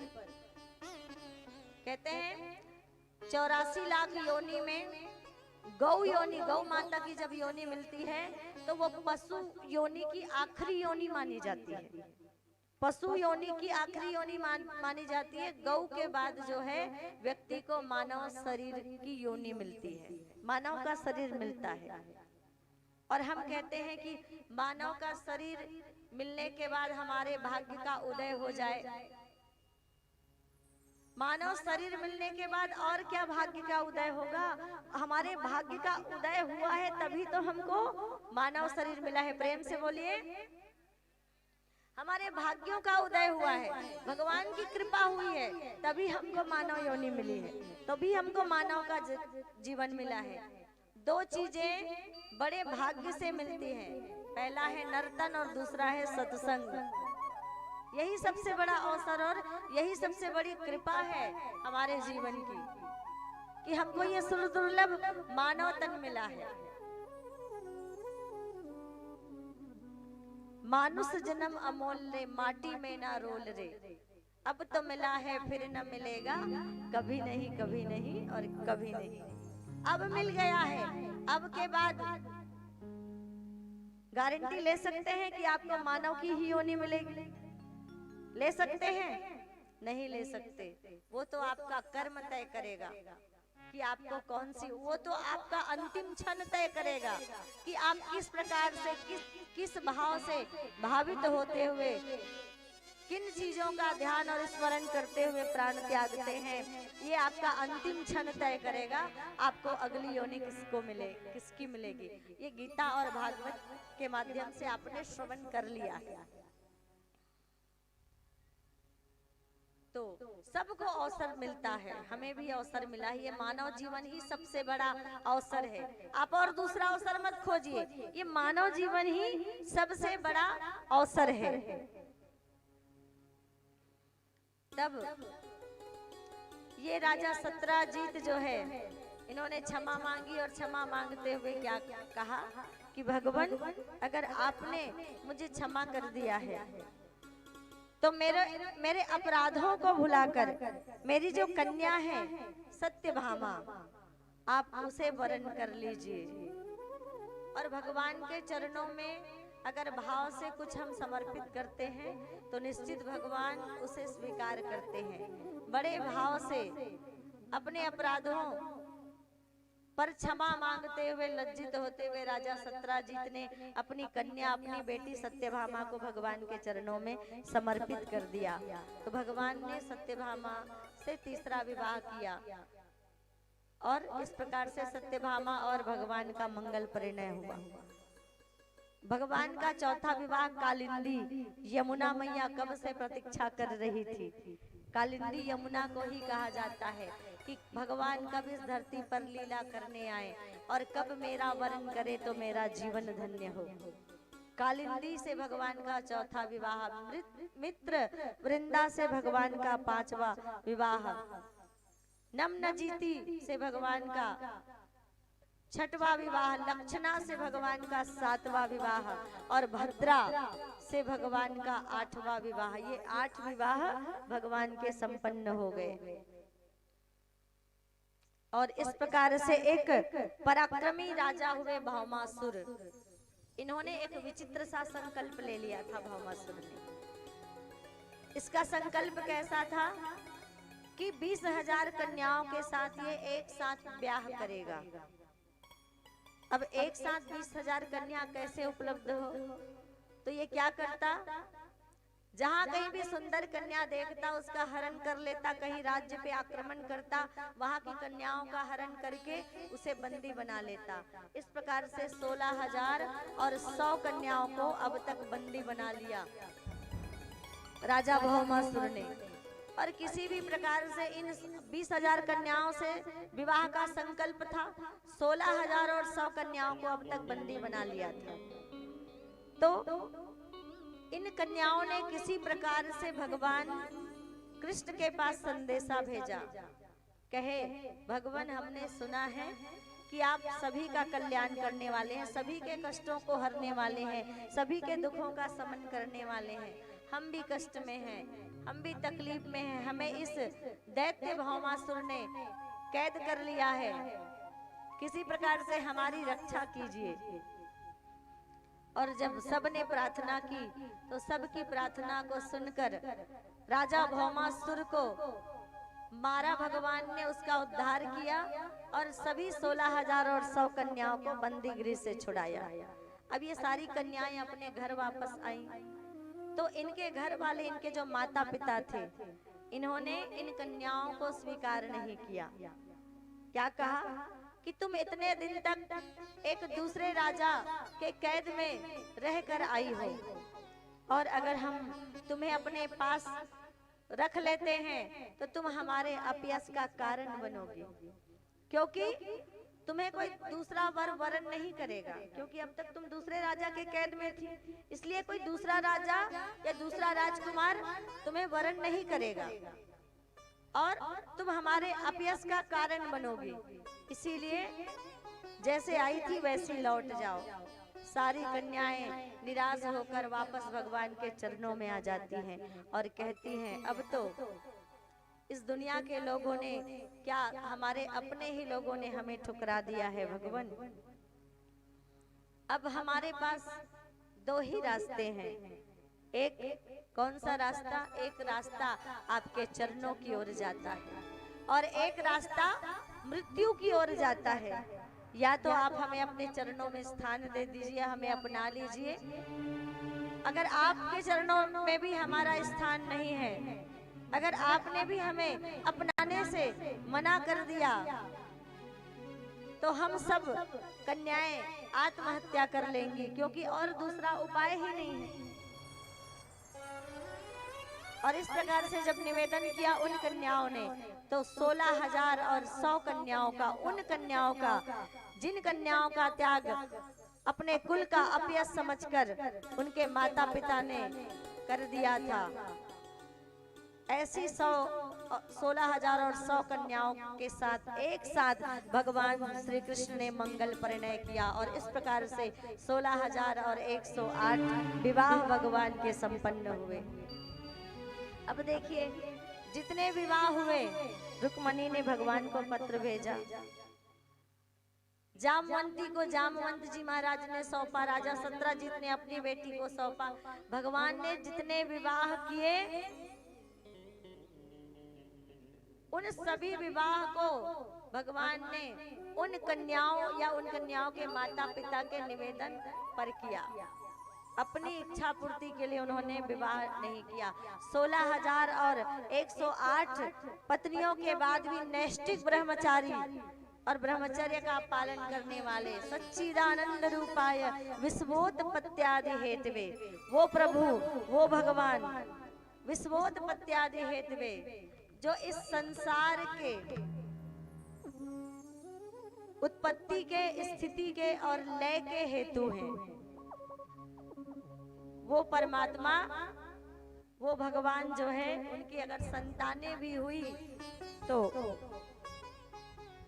मेरे भाइयों बहनों उनकी कृपा से हुई। वो नैष्ठिक ब्रह्मचर्य का पालन किया भगवान ने, क्योंकि वो तो सभी माया से, सभी कामनाओं से परे हैं भगवान। और इसीलिए कहते हैं कि जो भगवान श्री कृष्ण ने किया उसे कभी करने का प्रयास ना करें। जो भगवान श्री कृष्ण ने कहा है उसे ही, उनके वचनों को ही पालन करने का प्रयास करें। करिष्ये वचनम तव, भगवान ने तो 7 दिन में पूतना को मार दिया था और 16,000 और 108 ब्याह। कहते हैं कोई इनको याद करे ये उनके हो जाए, कोई भक्ति करे उनकी ये उनके हो जाए, कोई याद करे इनको दुख हल्का हो जाए, कोई भक्ति करे इनकी ये उनके हो जाए। ये बिन बोले कुछ भी पहचान जाते हैं, ये बिन बोले कुछ भी पहचान जाते हैं। जब कोई नहीं आता मेरे श्याम आते हैं, जब कोई नहीं आता मेरे श्याम आते हैं, जब कोई नहीं आता मेरे श्याम आते हैं। मेरे दुख के दिनों में वो, संकट के दिनों में वो बड़े काम आते हैं।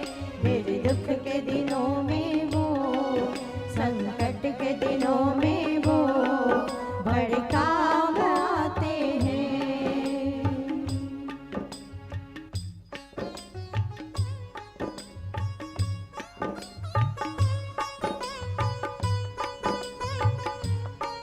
प्रेम से ताली की सेवा के साथ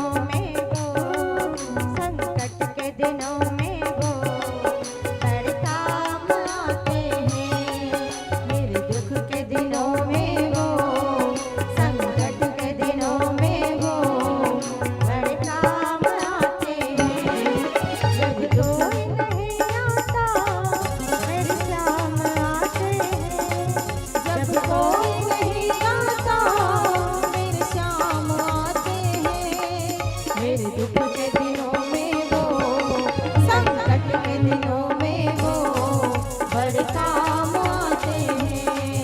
मेरे दुख के दिनों में वो, संकट के दिनों में वो बड़े काम आते हैं।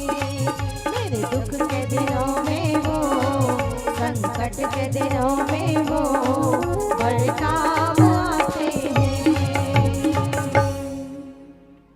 और जब कोई नहीं आता तो वही घनश्याम, वही मेरे श्याम काम आते हैं। और आगे कथा आती है, एक पौंड्रक राजा हुए। उन्होंने काशी नरेश से पूछा कि लोग भगवान क्यों मानते हैं कृष्ण को। तो काशी नरेश ने बताया कि भगवान के गले में बैजंती माला है, बाजू में पीताम्बरी है, सिर पे मोर मुकुट है। उन्होंने पूरी उनकी वेशभूषा का वर्णन कर दिया। तो ये पौंड्रक राजा ने भी क्या किया, भगवान की जैसी वेशभूषा थी वैसी ही वेशभूषा उन्होंने भी धारण कर ली, वैसा ही उन्होंने भी पहन लिया और नगर में निकल गए और सभी लोगों से कहने लगे कि देखो, जैसे कृष्ण की वेशभूषा है वैसा ही मैंने भी धारण कर लिया है। अब उस कृष्ण को नहीं, मुझे भगवान मानकर मेरी पूजा करो। लेकिन कोई केवल वस्त्र आभूषण धारण करने मात्र से भगवान नहीं कहलाते। भगवान कौन है? सज्जनता और कहते हैं सदचरित्रता के समूह को भगवान कहा जाता है। भगवान का तात्पर्य किसी चित्र या मूर्ति से नहीं है कि किसी चित्र या मूर्ति को हम भगवान कह दें, वो तो एक प्रतीक है। सज्जनता और सच्चरित्रता और सद्गुणों के समूह को भगवान कहा जाता है कि जिसके अंदर सज्जनता है, जिसका चरित्र उज्जवल है, जिसका मन निर्मल और पवित्र है, जो सभी दोषों से रहित है, जो परात्पर है। और ईश्वर और जीव में अंतर क्या है? जीव प्रकृति के वश में होकर रहता है, इस संसार के वश में होकर रहता है। और भगवान कौन है? ईश्वर कौन है? जो पूरे संसार को, जो पूरी प्रकृति को अपने वश में रखता है, जिनके वश में पूरी प्रकृति हो, जिनके इशारे पर सब कुछ चलता हो, वो कौन है? वो ईश्वर है। और हम तो इस संसार के इशारे पर चलते हैं। जैसी हमारी माया हमें नचाती है, जैसी हमारी इंद्रियां नचाती है, जैसे हमारे परिवार के लोग, हमारे संबंधी हमें नचाते हैं, वैसे हम नाचते हैं, हम उन्हीं के बस में होते हैं। अगर भगवान किसी के बस में होते हैं तो केवल वो अपने भक्तों के बस में होते हैं। एक बहुत सुंदर कथा आती है एक भक्त की, उसका नाम था सदन कसाई। सदन कसाई का नाम आपने सुना होगा। कसाई, आप समझ गए होंगे कसाई का काम क्या है। उनका काम था मांस बेचना, उनके परिवार का व्यवसाय था। उनके पूर्वज जो है पशुओं को मारते थे, पशुओं को मारकर उसका मांस बेचते थे। लेकिन ये सदन जो है भगवान के बहुत बड़े भक्त थे, भगवान को मानने वाले थे। इनको जीवों की हत्या करना अच्छा नहीं लगता था, तो इन्होंने क्या किया, इन्होंने अब पूर्वजों का काम है, उनके परिवार का व्यवसाय है, तो आगे जीवन चलाने के लिए व्यवसाय को तो अपना लिया, लेकिन पशु पक्षी को स्वयं नहीं मारते थे। क्या करते, कहीं बाहर से जाकर मांस खरीद कर ले आते और उसी मांस को दुकान में रखते और उसी को बेचते थे। स्वयं नहीं मारते किसी जीव को, किसी जीव की हत्या नहीं करते थे। अब एक दिन उधर से एक संत गुजर रहे थे, उसकी दुकान के सामने से एक संत गुजरे। उन्होंने देखा कि ये सदन कसाई मांस बेच रहा है, पर मांस तौलने का जो तराजू है, उस तराजू में बाट बना के जिसको रखा था, जिस पत्थर को रखा था, वो पत्थर क्या था? वो साधारण पत्थर नहीं था, वो शालिग्राम था। वो शालिग्राम था। और शालिग्राम क्या होता है? उसकी आकृति, उसका आकार, उसका स्वरूप कैसे होता है, ये सदन कसाई को पता नहीं था। और उन्होंने अनजाने में शालिग्राम भगवान को अपने तराजू का बाट बना लिया था। पर ये संत जब उधर से गुजरे और नजर पड़ी सदन कसाई के तराजू के बाट पर, तो उन्होंने पहचान लिया, अरे ये तो शालिग्राम भगवान है। वो पास आए और सदन कसाई से कहने लगे, अरे कसाई, ये तुम क्या कर रहे हो, ये कैसा अनर्थ कर रहे हो, ये कैसा पाप कर रहे हो, मांस को तौलने के लिए तुमने भगवान को ही बाट बना लिया है। बोले भगवान को? कौन से भगवान को? कहे, अरे ये जो तुमने बाट रखा है ये साधारण नहीं है, ये कोई पत्थर नहीं है, ये शालिग्राम भगवान है, जिसकी वैष्णवों के घर पूजा होती है, जो भगवान विष्णु के प्रतीक के रूप में माने जाते हैं। ये शालिग्राम भगवान है। और पूरे शालिग्राम भगवान के विषय में उस संत ने सदन कसाई को बताया। अब सदन कसाई ने बात सुनी, उसको बड़ा दुख होने लगा, बड़ा पश्चाताप होने लगा, अरे मैंने ये कैसा अपराध कर दिया, कैसी गलती कर दी, मुझसे कैसी ये भूल हो गई कि मैं भगवान को पहचान नहीं पाया और मांस तौलने के काम में उसका उपयोग करता रहा। उन्होंने संत से निवेदन किया, महाराज मैं तो कोई पूजा विधि जानता नहीं, इसकी सेवा कैसे कर पाऊंगा, इसीलिए आप इसे ले जाइए और ले जाकर इसकी सेवा आप कीजिए। अब वो बाट अर्थात शालिग्राम भगवान को संत को दे दिया। संत शालिग्राम भगवान को लेकर गए, बढ़िया शुद्ध जल से स्नान कराया, गंगा जल से स्नान कराया, शहद मिश्री से स्नान कराया, चांदी के सिंहासन पे लगाया, पत्र पुष्प चढ़ाए, फिर भी आज शालिग्राम भगवान को आनंद नहीं आ रहा है। शालिग्राम भगवान को आनंद नहीं आ रहा है। वो मांस तौलने के तराजू से निकलकर चांदी के सिंहासन पर विराजमान हो गए, लेकिन आनंद नहीं आ रहा है। बड़े उदास हैं शालिग्राम भगवान, मुख का तेज चला गया है। तब उन्होंने स्वप्न में उस संत से कहा कि महाराज आपकी सेवा में कोई कमी नहीं है और ऐसी भी बात नहीं है कि आपकी सेवा मुझे स्वीकार्य नहीं है, आपकी सेवा को भी मैं स्वीकार कर रहा हूँ, लेकिन जो आनंद मुझे सदन कसाई के मांस तौलने के तराजू के बाट बनने में आता है, वो आनंद मुझे चांदी के सिंहासन में विराजने में नहीं आ रहा है। ये कैसी बात हो गई? तराजू में, वो भी मांस तौलने में के तराजू में बाट बनने में जो आनंद है, क्यों? क्योंकि सदन कसाई के नित्य का नियम था, मांस भी तौलता और मांस तौलते तौलते समय भी या खाली बैठे रहता तब भी निरंतर वो भगवान का कीर्तन करता था, भगवान का चिंतन चलता था उनके अंदर और भगवान का कीर्तन चलता था। श्री कृष्ण गोविंद हरे मुरारी, हे नाथ नारायण वासुदेवा। भगवान का कीर्तन हर घड़ी चलता सदन कसाई का। कहे महाराज मुझे वही पहुंचा दो, क्योंकि सदन कसाई के कीर्तन में जो आनंद है ना, वो आपके पास नहीं है। वो संत उस शालिग्राम भगवान को वापस सदन कसाई के पास लेकर आ जाते हैं। अब सदन कसाई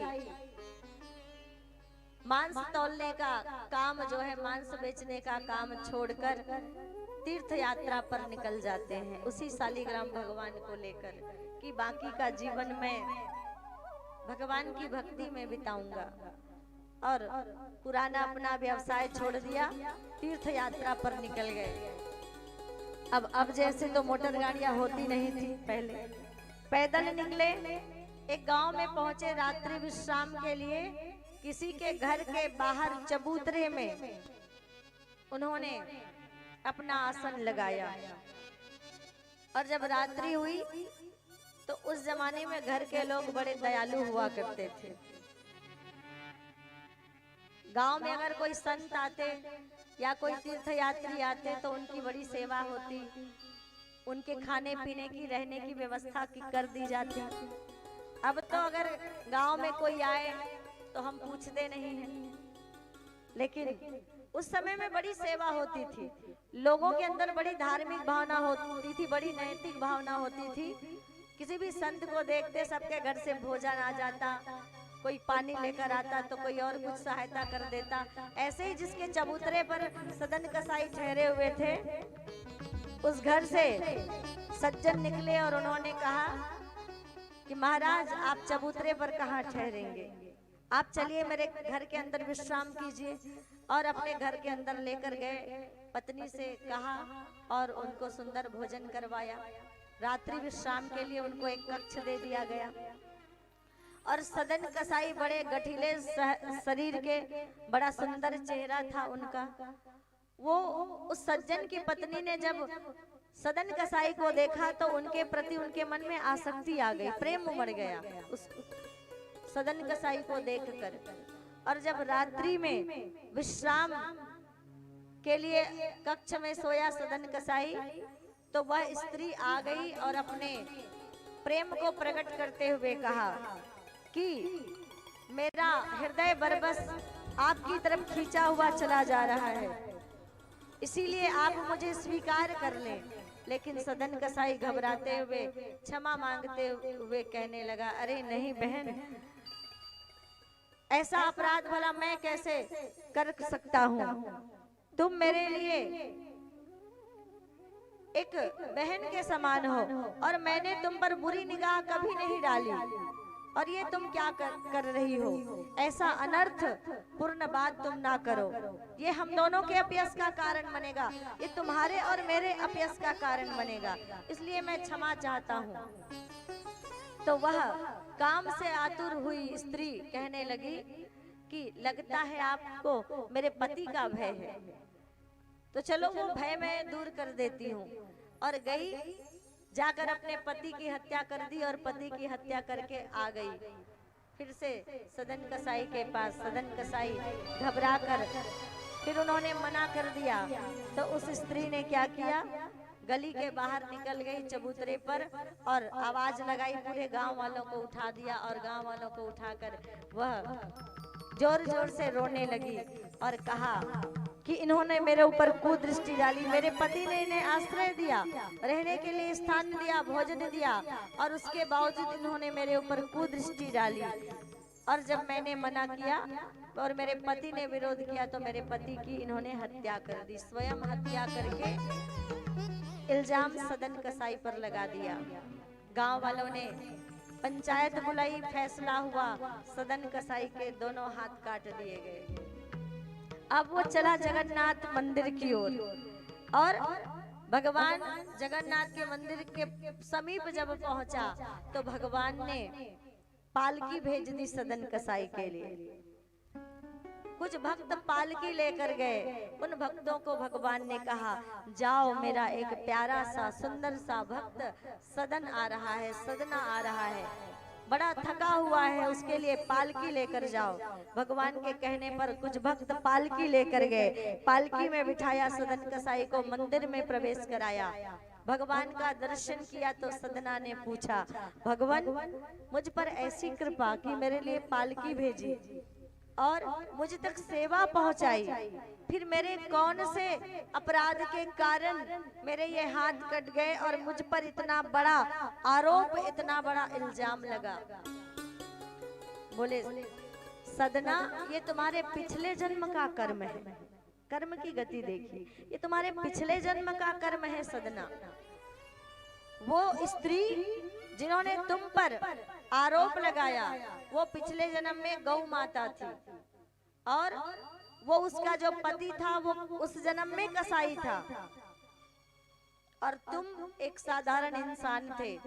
उस कसाई ने गौ माता को बांध रखा था, लेकिन जैसे तैसे उन्होंने अपना बंधन छुड़ाया और कसाई के हाथ से निकलकर भाग रही थी, तो तुमने अपने दोनों हाथ से उसे जकड़ के पकड़ लिया और वापस कसाई के हवाले कर दिया। और उस कसाई ने उस गौ माता की निर्मम हत्या कर दी, उसका गला काट डाला। ये उसी का परिणाम है। क्योंकि तुमने जो गौ माता भाग रही थी कसाई के हाथ से छूटकर, उस गौ माता को तुमने इन्हीं हाथ से पकड़कर कसाई के हवाले किया था ना। उसी कर्म के परिणाम स्वरूप तुम्हारे दोनों हाथ कटे इस जन्म में। क्योंकि मैं तुम्हें सभी पापों से मुक्त करके अपने चरणों में जगह देना चाहता हूँ, और जब तक तुम सभी पापों से मुक्त नहीं होगे तब तक मेरी शरणागति तुम्हें नहीं मिलेगी। इसीलिए तुम्हें पाप कर्मों के बंधन से मुझे पहले मुक्त करने के लिए तुम्हारे कर्म का फल पहले देना पड़ा, इसीलिए तुम्हारे हाथ कटे। वो स्त्री, वो गाय थी, उन्होंने तुमसे भी बदला लिया, वो तुम्हारा कर्म था। और वो कसाई जो उसका पति था, पति बनकर आया था, और जिस तरह से उस कसाई ने उसका गला काटा था जब वो गौ माता थी, तो उसी के परिणाम स्वरूप उस गौ माता ने स्त्री का रूप बनाकर उसका, अपने पति का, उस कसाई का गला काटा।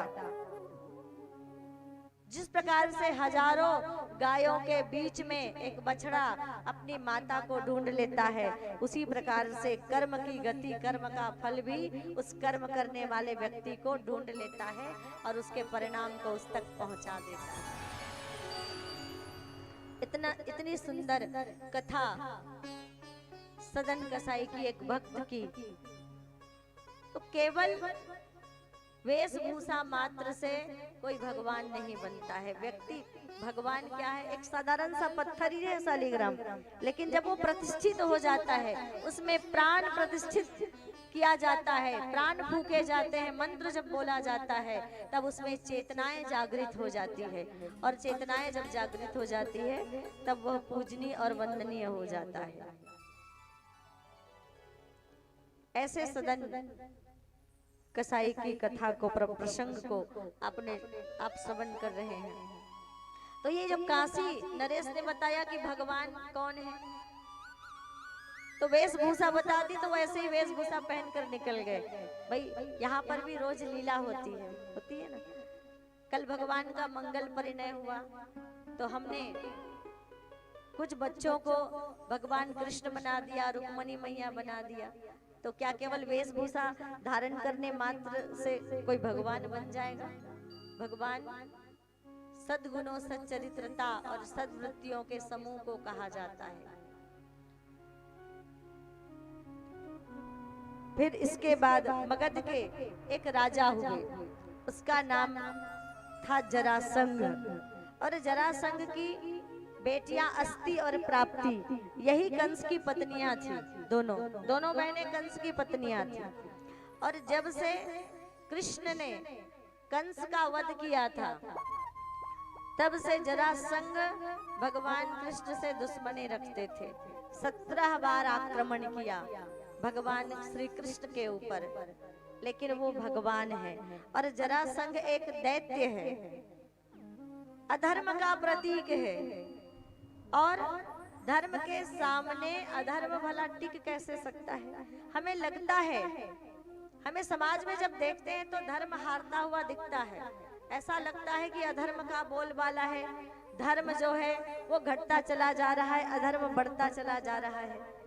आज भी हम चारों तरफ समाज में देखते हैं तो ऐसा ही वातावरण हमको दिखाई देता है कि अधर्म बढ़ रहा है और धर्म घटता हुआ चला जा रहा है। लेकिन मेरे भाइयों बहनों, जितना भी हमको अधर्म बढ़ता हुआ दिखे और धर्म घटता हुआ दिखे, धर्म 5 थे, अर्थात पांडव, अर्थात धर्म के प्रतीक, पांडव अर्थात धर्म के प्रतीक। पांडव 5 थे और कौरव कितने थे? 100 थे। कौरव 100 थे। कौरव की संख्या ज्यादा थी और अन्याय की संख्या ज्यादा थी, अनीति की संख्या ज्यादा थी, और ऐसा लग रहा था कि धर्म के ऊपर अधर्म हावी हो जाएगा। लेकिन जब युद्ध हुआ, चाहे वो किसी भी काल में हो, रावण के पास इतनी लंबी चौड़ी सेना थी, इतने बड़े बड़े राक्षस थे, और भगवान राम के पक्ष में कौन थे? भगवान राम के पक्ष में ये छोटे छोटे गिद्ध गिलहरी, छोटे छोटे बंदर भालू, जिनको न कोई शस्त्र विद्या आती थी, न कोई युद्ध में पारंगत थे, न उन्होंने कोई युद्ध की कला सीखी थी, कुछ भी नहीं आता था। लेकिन जब भी धर्म और अधर्म आपस में टकराता है, तो धर्म कितना भी हमको छोटा दिखाई दे, कम दिखाई दे, लेकिन याद रखना, जीत अधर्म की कभी नहीं होती है। जीत हमेशा किसकी होती है? जीत हमेशा धर्म की होती है, जीत हमेशा सत्य की होती है, जीत हमेशा न्याय की होती है। हारता हमेशा अधर्म है, झुकता हमेशा अन्याय है, क्योंकि जहां धर्म होता है वहां भगवान होते हैं, जहां न्याय होता है वहां भगवान होते हैं। इसीलिए हमें भेड़ चाल तो चलनी ही नहीं चाहिए कि दुनिया में अगर सब लोग गलत कर्म की ओर जा रहे हैं, भ्रष्टाचार में लिप्त हो रहे हैं, नाना प्रकार के प्रपंचों में लगे हैं, तो हम भी लग जाएं। ऐसे तो काम हमें करने ही नहीं चाहिए। और इस बात पर विश्वास रखना चाहिए कि हमेशा जीत किसकी होगी? सत्य, न्याय और धर्म की होगी। इतनी बड़ी अहोक्षणी सेना थी, इतनी बड़ी नारायणी सेना थी दुर्योधन के पास। पितामह, गुरु द्रोण, कृपाचार्य, सारे बड़े बड़े धर्म के धुरंधर, धनुर्धर, सब लोग दुर्योधन के पक्ष में थे। अकेले कृष्ण किनके पक्ष में थे? पांडवों के पक्ष में थे। और जब अर्जुन और दुर्योधन दोनों एक साथ भगवान के कक्ष में सहायता मांगने आते हैं महाभारत के युद्ध के लिए, तब पहले दुर्योधन को अवसर मिलता है मांगने का। तो दुर्योधन ने क्या मांगा? दुर्योधन ने तो नारायणी सेना मांगी और बड़े प्रसन्न हुए। और अर्जुन ने भगवान को मांगा, तो भगवान ने कहा, मैं तो निहत्था हूँ, मेरे पास कोई शस्त्र नहीं है, और है भी तो मैं कोई शस्त्र नहीं उठाऊंगा युद्ध में, मैं निहत्था हूँ, और मुझ निहत्थे का साथ लेकर तुम करोगे क्या? तो अर्जुन ने कहा, भगवान, ये मुझे यकीन है और मुझे विश्वास है आपके चरणों पर, और आप पर मुझे भरोसा है। हम यह युद्ध शस्त्र के द्वारा नहीं जीतेंगे, हम यह युद्ध शास्त्र के द्वारा जीतेंगे। किसके द्वारा? बोले शास्त्र के द्वारा युद्ध जीतेंगे। कौन सा शास्त्र? गीता के 700 श्लोक कहे कुरुक्षेत्र में भगवान ने और अर्जुन का मोह भंग किया, और उसी शास्त्र के माध्यम से ही तो अर्जुन का मोह भंग हुआ। और भगवान ने अर्जुन से इतना ही कहा था कि हे अर्जुन, तुम तो केवल निमित्त मात्र हो, तुम केवल नियमित मात्र हो अर्जुन। युद्ध लड़ा जा चुका है, युद्ध जीता जा चुका है, युद्ध हुआ नहीं था। लेकिन उससे पहले भगवान ने कहा कि हे अर्जुन, तुम केवल नियमित मात्र हो, युद्ध लड़ा जा चुका है, युद्ध जीता जा चुका है, तुम्हें केवल अपना कर्तव्य पालन करना है। लेकिन जैसे ही युद्ध पूर्ण हुआ, तो युद्ध के पूर्ण होते ही सबको ऐसे लगने लगा जैसे उन्हीं के माध्यम से युद्ध जीता गया हो, उन्हीं के माध्यम से युद्ध जीता गया हो। सभी आपस में चर्चा करने लगे। भीम को लगा कि मेरी गदा ने युद्ध जिताया है, तो अर्जुन को लगा कि मेरे धनुष बाण ने युद्ध जिताया है, तो युधिष्ठिर के मन में भी भाव आ गया कि मेरे धर्म नीति के कारण हम युद्ध को जीतने में सफल हुए। तो नकुल सहदेव ने भी कहा, हमने भी कोई कम सहायता नहीं की है। सभी आपस में चर्चा करने लगे, और जब कोई निर्णय नहीं कर पाया कि आखिर युद्ध में ऐसा कौन है जिसके द्वारा विजय श्री मिली पांडवों को। वो कौन सूरवीर है? सभी भगवान कृष्ण के पास गए निर्णय कराने। आप ही बताइए भगवान कि भीम की गदा ने युद्ध जिताया कि अर्जुन के धनुष बाण ने, कि धर्मराज युधिष्ठिर की धर्म नीति ने, राजनीति ने, किसने युद्ध जिताया? कहा मुझसे क्या पूछते हो पांडवों, मैं भी तुम्हें इसका उत्तर नहीं दे सकता। हाँ, लेकिन एक शख्स है जो इसका उत्तर दे सकता है। चलो मैं तुम्हें उसके पास लेकर जाता हूँ। और लेकर गए। एक वृक्ष में एक सिर लटका हुआ था, एक सिर लटका हुआ था जिसको उसकी माँ का आशीर्वाद था, बेटा तुम किसका सहारा बनना? तुम हारे का सहारा बनना। क्या कहा था उसकी माँ ने? बेटा तुम किसका सहारा बनना? तुम हारे का सहारा बनना। वो शख्स एक पेड़ पर, एक वृक्ष पर केवल उसका सिर लटका हुआ है, जो हारे का सहारा है। उसके पास गए भगवान कृष्ण पांडवों को लेकर। वो कौन था? भीम के पुत्र का नाम घटोत्कच और घटोत्कच के पुत्र का नाम बर्बरीक।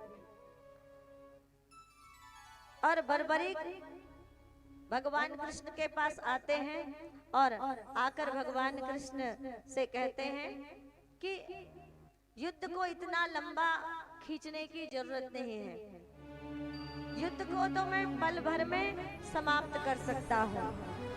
बोले बर्बरीक ये बताओ तुम किसकी तरफ से लड़ोगे? कहा मेरी माँ ने हमेशा मुझसे कहा है कि तुम हारे का सहारा बनना। तो मैं अपने माँ के वचनों को भला कैसे टाल सकता हूँ? जो युद्ध हार रहा होगा मैं उन्हीं के पक्ष में लड़ूंगा। अब भगवान जान गए ये तो हारे का सहारा बनने वाले हैं। जो युद्ध हारेगा उसकी तरफ अगर ये कहीं चला गया तो बाजी पलट जाएगी और मैं स्वयं भी उन कौरवों के जीत को रोक नहीं पाऊंगा। इसीलिए उन्होंने क्या किया? कैसे युद्ध जिताओगे बर्बरीक, जरा मुझे भी बताओ। बोले मुझे भवानी माँ का आशीर्वाद है। भवानी माँ ने मुझे 3 बाण दिए हैं।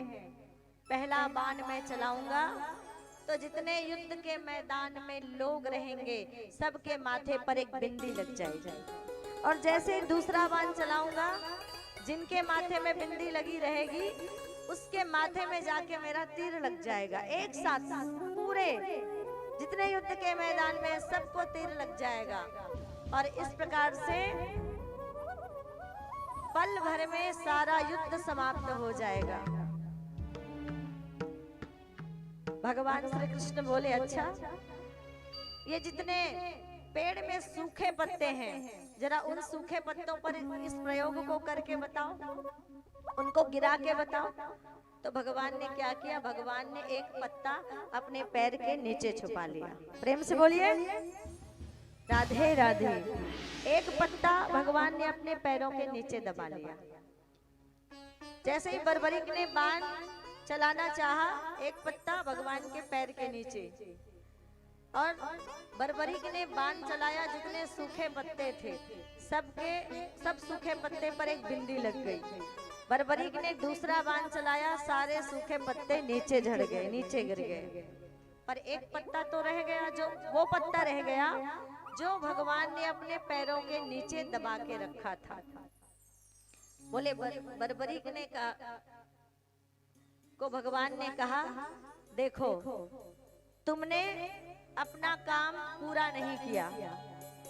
मैंने कहा था कि अगर सारे पत्तों को, सूखे पत्तों को गिरा दोगे, उस पर बिंदी लगाओगे और उसका मर्म स्थल छेदोगे तभी मैं मानूंगा, लेकिन तुम वो पूरा नहीं कर पाए और तुम्हें अब मेरी बात माननी पड़ेगी। तुम्हें मेरी बात माननी पड़ेगी, जो मैं कहूंगा तुम्हें करना पड़ेगा। कहा क्या करना पड़ेगा? कहे तुम्हें युद्ध के क्षेत्र में तुम्हें नहीं जाना है, लेकिन इसके लिए तुम्हें क्या करना पड़ेगा मैं तुम्हें जाने नहीं दे सकता, क्योंकि ये धर्म और अधर्म की लड़ाई है। और अपने सुदर्शन चक्र से बर्बरीक का सिर अलग कर दिया उनके शरीर से। और लेकिन एक बात और कही कि बर्बरीक ने भी भगवान को फिर श्राप दिया कि भगवान आपने छल किया है। भगवान श्री राम जन्म में आए तो सारी मर्यादा निभाई और मर्यादा पुरुषोत्तम कहलाए, एक भी मर्यादा नहीं तोड़ी। लेकिन जब कृष्ण रूप में आए तो साम दाम दंड भेद सबका प्रयोग किया, लेकिन किसके लिए किया? धर्म के लिए किया, नीति के लिए किया, न्याय के लिए किया, कभी किसी के साथ गलत करने के लिए नहीं किया। जैसा समय होता है, जैसी बीमारी होती है, वैसे उसकी उपचार की विधि अपनाई जाती है। वैसे रोगी को पथ्य सेवन के लिए कहा जाता है। जैसी बीमारी वैसा उसका इलाज होता है। राम जन्म में उनका तरीका अलग था और कृष्ण जन्म में उनका तरीका अलग है, क्योंकि इस जन्म में जो शत्रु हैं वो भी थोड़े टेढ़े हैं, छल कपट वाले हैं। कितने छल करके पांडवों को मारने का प्रयास किया दुर्योधन ने, कितना षड्यंत्र रचा। जुआ में भी षड्यंत्र ही था, लाक्षागृह में भी जला के मारने का षड्यंत्र किया। तो भगवान को बर्बरीक ने भी श्राप दिया कि भगवान भवानी माँ का वरदान था और उस भवानी माँ का जो वरदान है वह वरदान आपके कारण निष्फल गया है, क्योंकि आपने अपने पैरों के नीचे एक पत्ता छुपाया था।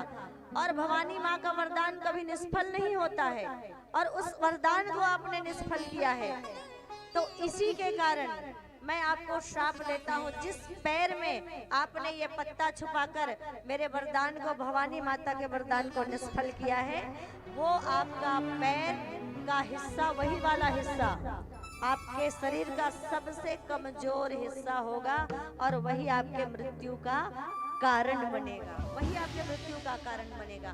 और जब पहेलिया ने अंत समय में बाण चलाया तो जिन पैरों के नीचे वो पत्ते छुपाए थे भगवान ने, वही हिस्सा सबसे कमजोर हिस्सा था और वहीं पर जाके उस पहेलिये का बाण लगा था, तीर लगा था, जिसके कारण भगवान श्री कृष्ण का शरीर छूटा था। तो भगवान को भी कर्म की गति मिली थी और भगवान को भी अपने कर्मों का फल मिला था। तो हम तो इंसान हैं, भगवान को भी अपने कर्मों का फल भोगना पड़ा था। तो हम तो साधारण इंसान हैं, हम भला कर्मों के फल से कैसे वंचित रह सकते हैं, कैसे बच सकते हैं? तब बर्बरीक को उन्होंने आशीर्वाद, बर्बरीक ने भले श्राप दिया पर बर्बरीक को भगवान ने आशीर्वाद दिया कि जाओ, तुम्हारी माँ का वचन हमेशा के लिए सत्य होगा, तुम हारे का सहारा बनोगे और जो हारा हुआ इंसान तुम्हारे दरबार में आएगा, तुम्हारा नाम लेगा, तुम्हारा संकीर्तन करेगा, वो कभी असफल नहीं होगा, निश्चित उसकी जीत होगी और उसके सभी कष्ट, उसके सभी क्लेश, उसके सभी दुख दूर हो जाएंगे। जो कोई भी तुम्हारी आराधना करेगा, जो कोई भी तुम्हारी उपासना करेगा, और इस संसार में आज से तुम मेरे नाम से जाने जाओगे, अर्थात खाटू श्याम के नाम से जाने जाओगे। बोल हारे के सहारे की, बोले श्याम बाबा की जय। और आइए प्यारा सा भजन श्रवण करें। और हमारे बीच आपके खरियार रोड के परम सम्माननीय विधायक राजू जी ढोलकिया पधारे हुए हैं। उनके सम्मान में मैं ताली चाहूंगी आप सभी से और व्यासपीठ से भी उनका स्वागत और सम्मान है।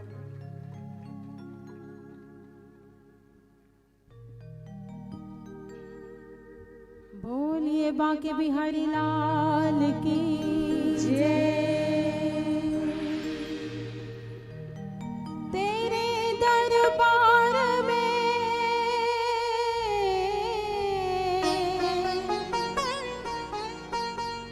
हमने बात अजब देखी, इनायत की नजर तेरी हर एक पल एक सी देखी।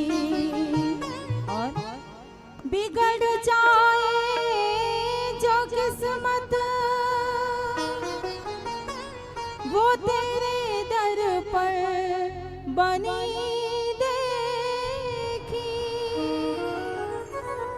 और तुझे देते नहीं देखा, मगर सबकी झोली भरी देखी। दिल में तो श्याम नाम की जय हो। जरा ज्योति जला के दे, आएगा आएगा। तो कैसे आएगा? दोनों हाथ ऊपर करके जय जय श्री राधे और मीठी मीठी तालियों के साथ। आएगा मेरा सांवरा दिल से बुला के दे, आएगा मेरा सांवरा दिल से बुला के दे। दिल में तो राम नाम की, दिल में तो श्याम नाम की, जरा ज्योति जला के दे। आएगा आएगा आएगा मेरा सांवरा दिल से बुला के दे, आएगा मेरा सांवरा दिल से बुला के दे।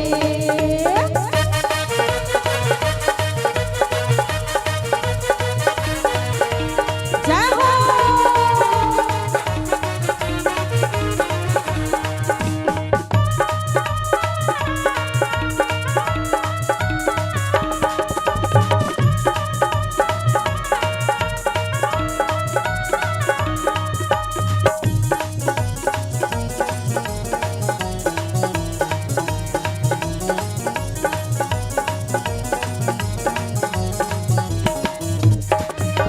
किस्मत की ताली खोलना उनके ही हाथ में, ओ भगता उनके ही हाथ में, ओ भगता उनके ही हाथ में। एक तेरे कष्ट में इतना पल भर की बात है, ओ भगता पल भर की बात है, ओ भगता पल भर की बात है। किस्मत की ताल खोलेगा, किस्मत की ताल खोलेगा, जरा ताली बजा के दे।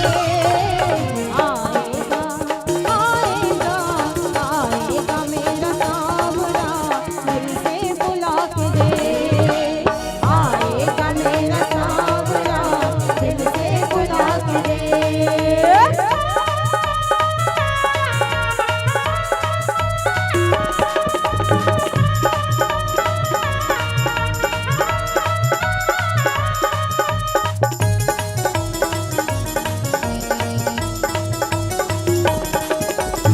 जय हो।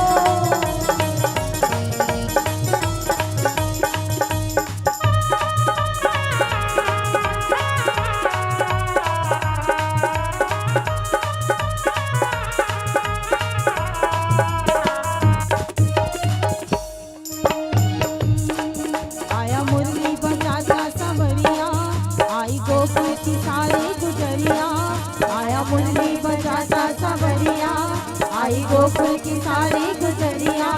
ऐसी मस्ती की छाई पहाड़ में, रस बरसे गंगा के द्वार में।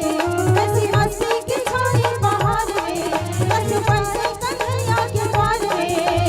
सबको बुला के नचले, आजा नचले नचले दरबार के नचले, कान्हा का लगाने दरबार। नचले नचले दरबार के नचले, कान्हा का लगाने दरबार।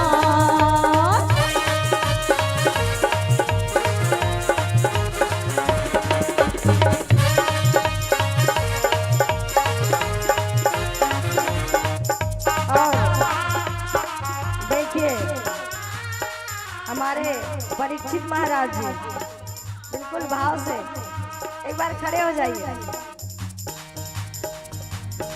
कान्हा जी का दरबार लगा हुआ है और बड़े भाव से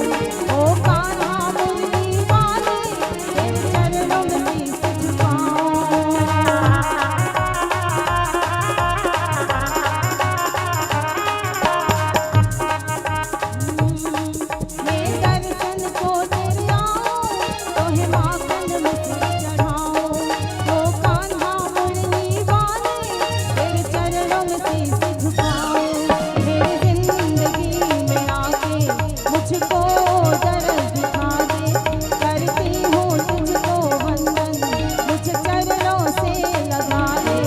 मुझे पल पल पल पल याद तेरी तड़पाए, हाय तेरी मोहनी रूप सूरतिया मन को भाए।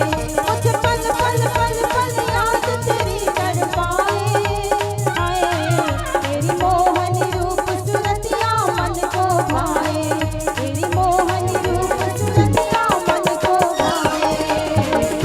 और सभी लोग सीधे हाथ को ऊपर उठा ले, जय हो। उल्टे हाथ को उसमें मिला ले, और जोर से जयकारे लगा ले, लगा ले, लगा ले। बोल कृष्ण कन्हैया लाल की जय हो। तो क्या होगा? सभी लोग दोनों हाथों पर। नसीबा तेरा जाग जाएगा, नसीबा तेरा जाग जाएगा, नसीबा तेरा जाग जाएगा, नसीबा तेरा जाग जाएगा, नसीबा तेरा जाग जाएगा, नसीबा तेरा जाग जाएगा, नसीबा तेरा जाग जाएगा, नसीबा तेरा जाग जाएगा, नसीबा तेरा जाग जाएगा, नसीबा तेरा जाग जाएगा, नसीबा तेरा जाग जाएगा, नसीबा तेरा जाग जाएगा। बोलिए बांके बिहारी लाल की।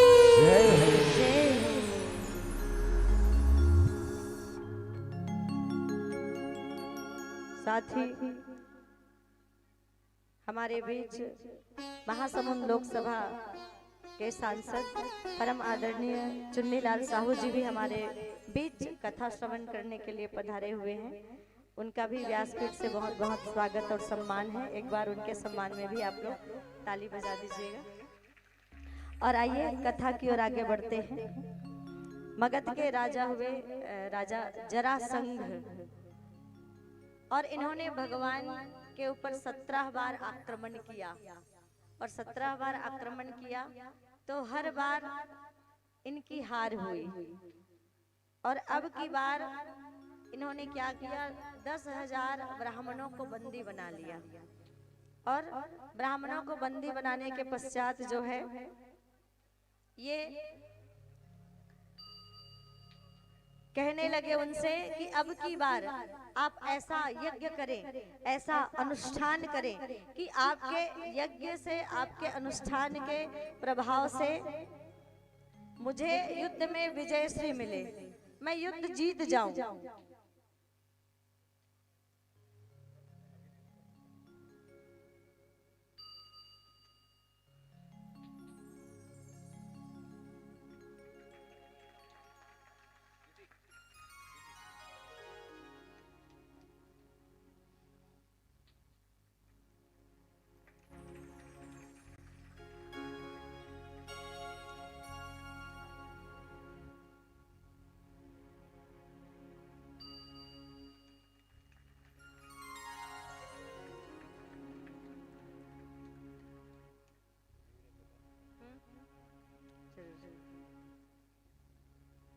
नहीं ठीक है, ऊपर से बोलो भागवत भगवान की,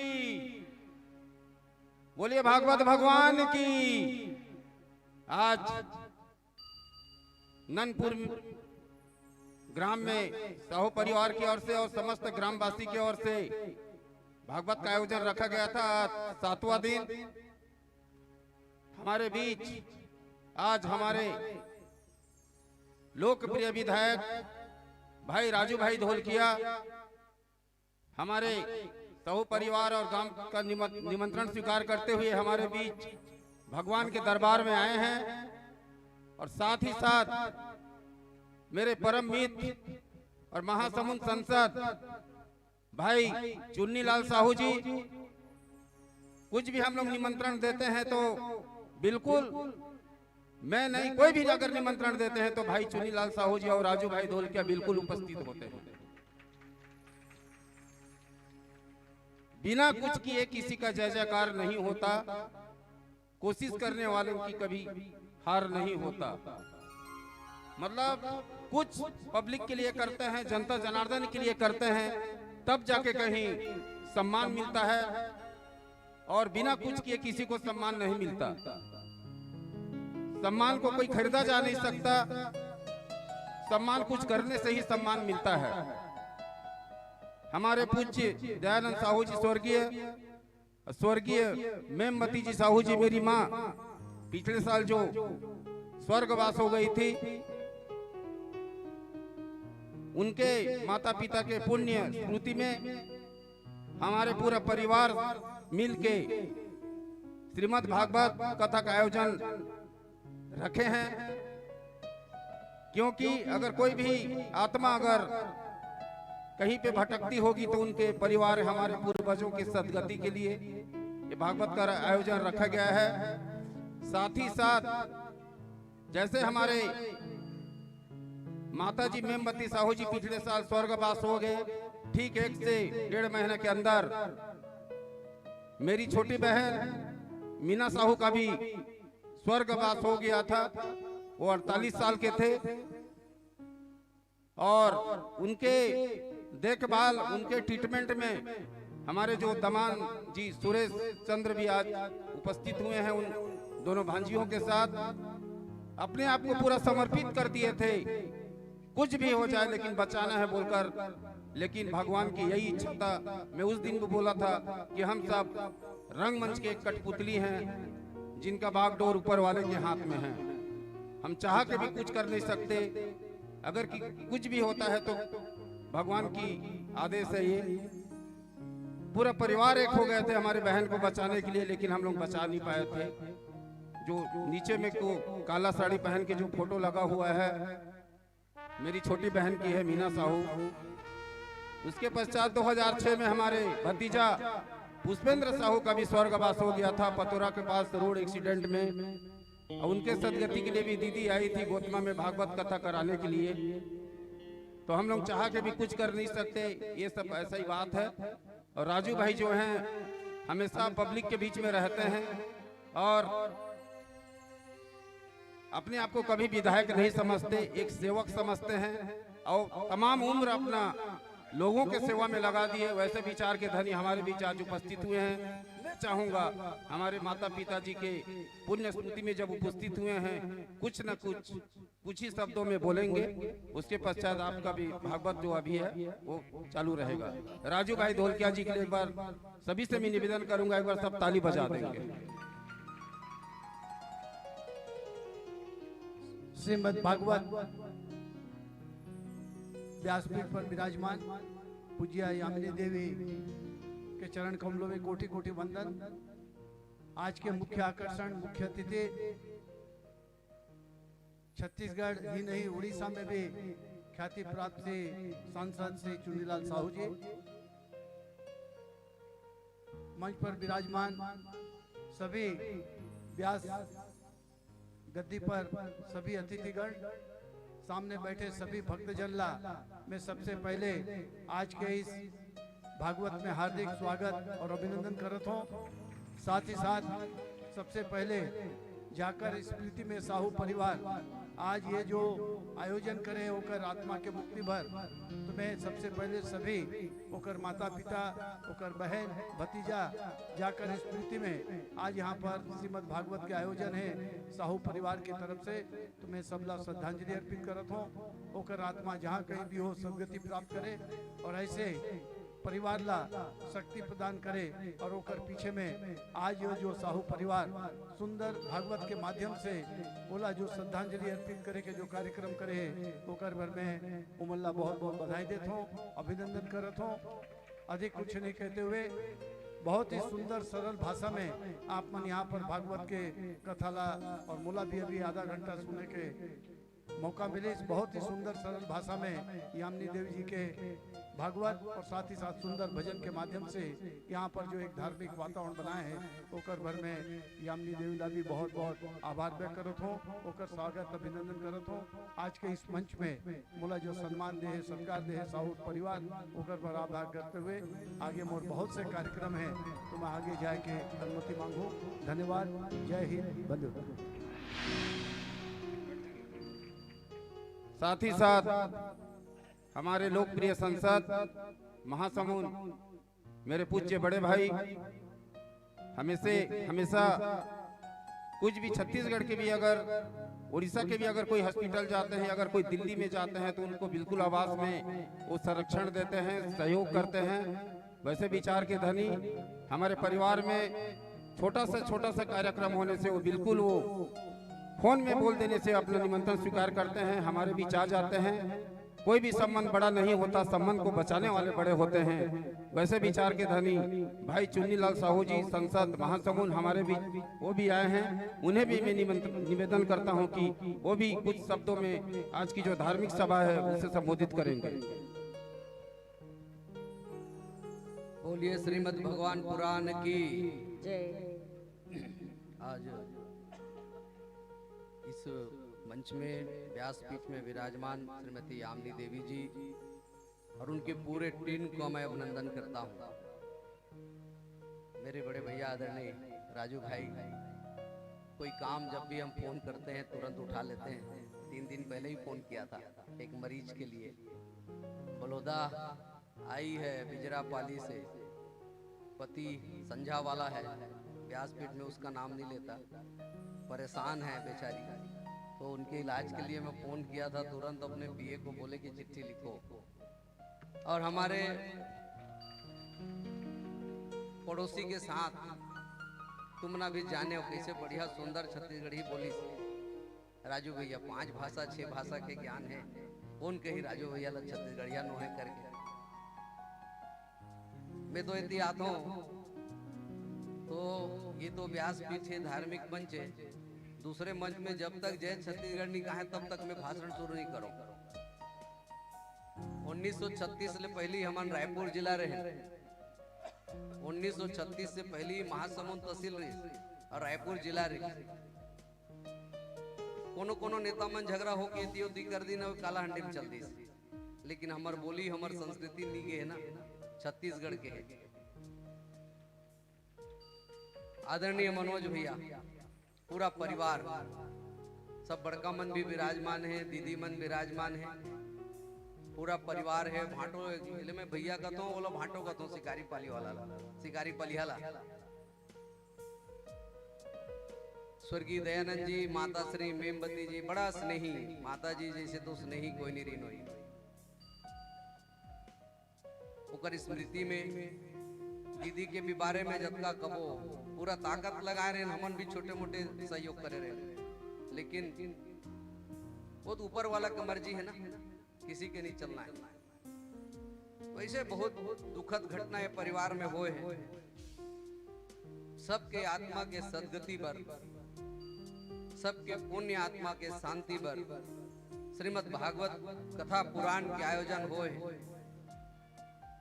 और भागवत कथा एक ऐसे कथा है जो मोक्ष प्राप्त के एक रास्ता बताते हैं मनुष्य का।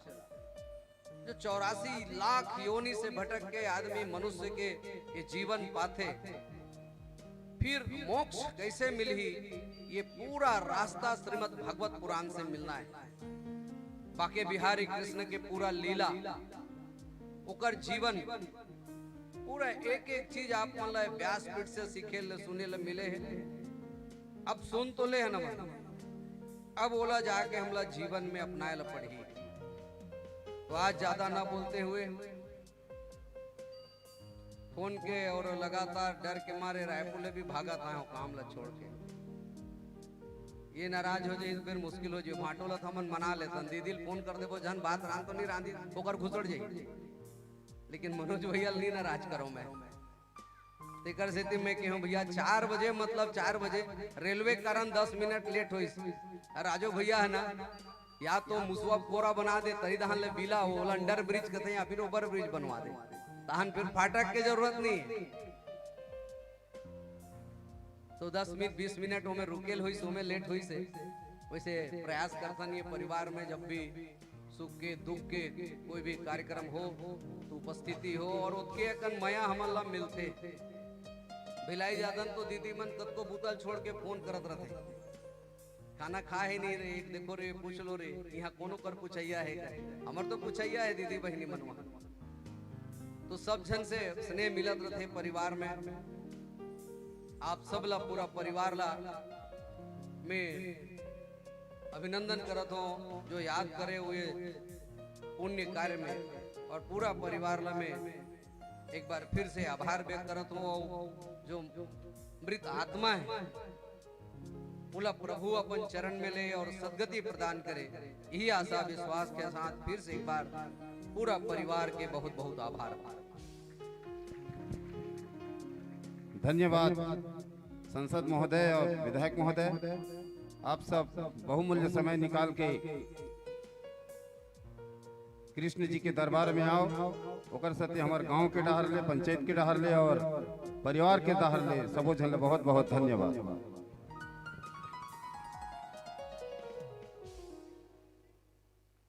और आइए कथा की ओर चलते हैं। अतिथियों के आशीर्वचन के पश्चात मगध के राजा जरासंध के विषय में कथा चल रही थी। इन्होंने 17 बार आक्रमण किया, 18वीं बार ब्राह्मणों को बंदी बनाकर कहा ऐसा अनुष्ठान और ऐसा यज्ञ करो कि मेरी विजय हो। अगर मेरी विजय नहीं हुई तो आप सबको मृत्यु दंड मिलेगा। इन सभी ब्राह्मणों ने भगवान श्री कृष्ण से निवेदन किया, उनसे प्रार्थना की अपने प्राणों की रक्षा के लिए। और जब जरासंध ने आक्रमण किया तो वो भगवान भला एक दैत्य से कैसे हारे, अधर्म से कैसे हारे, अनीति और अन्याय से कैसे हारे वो भगवान।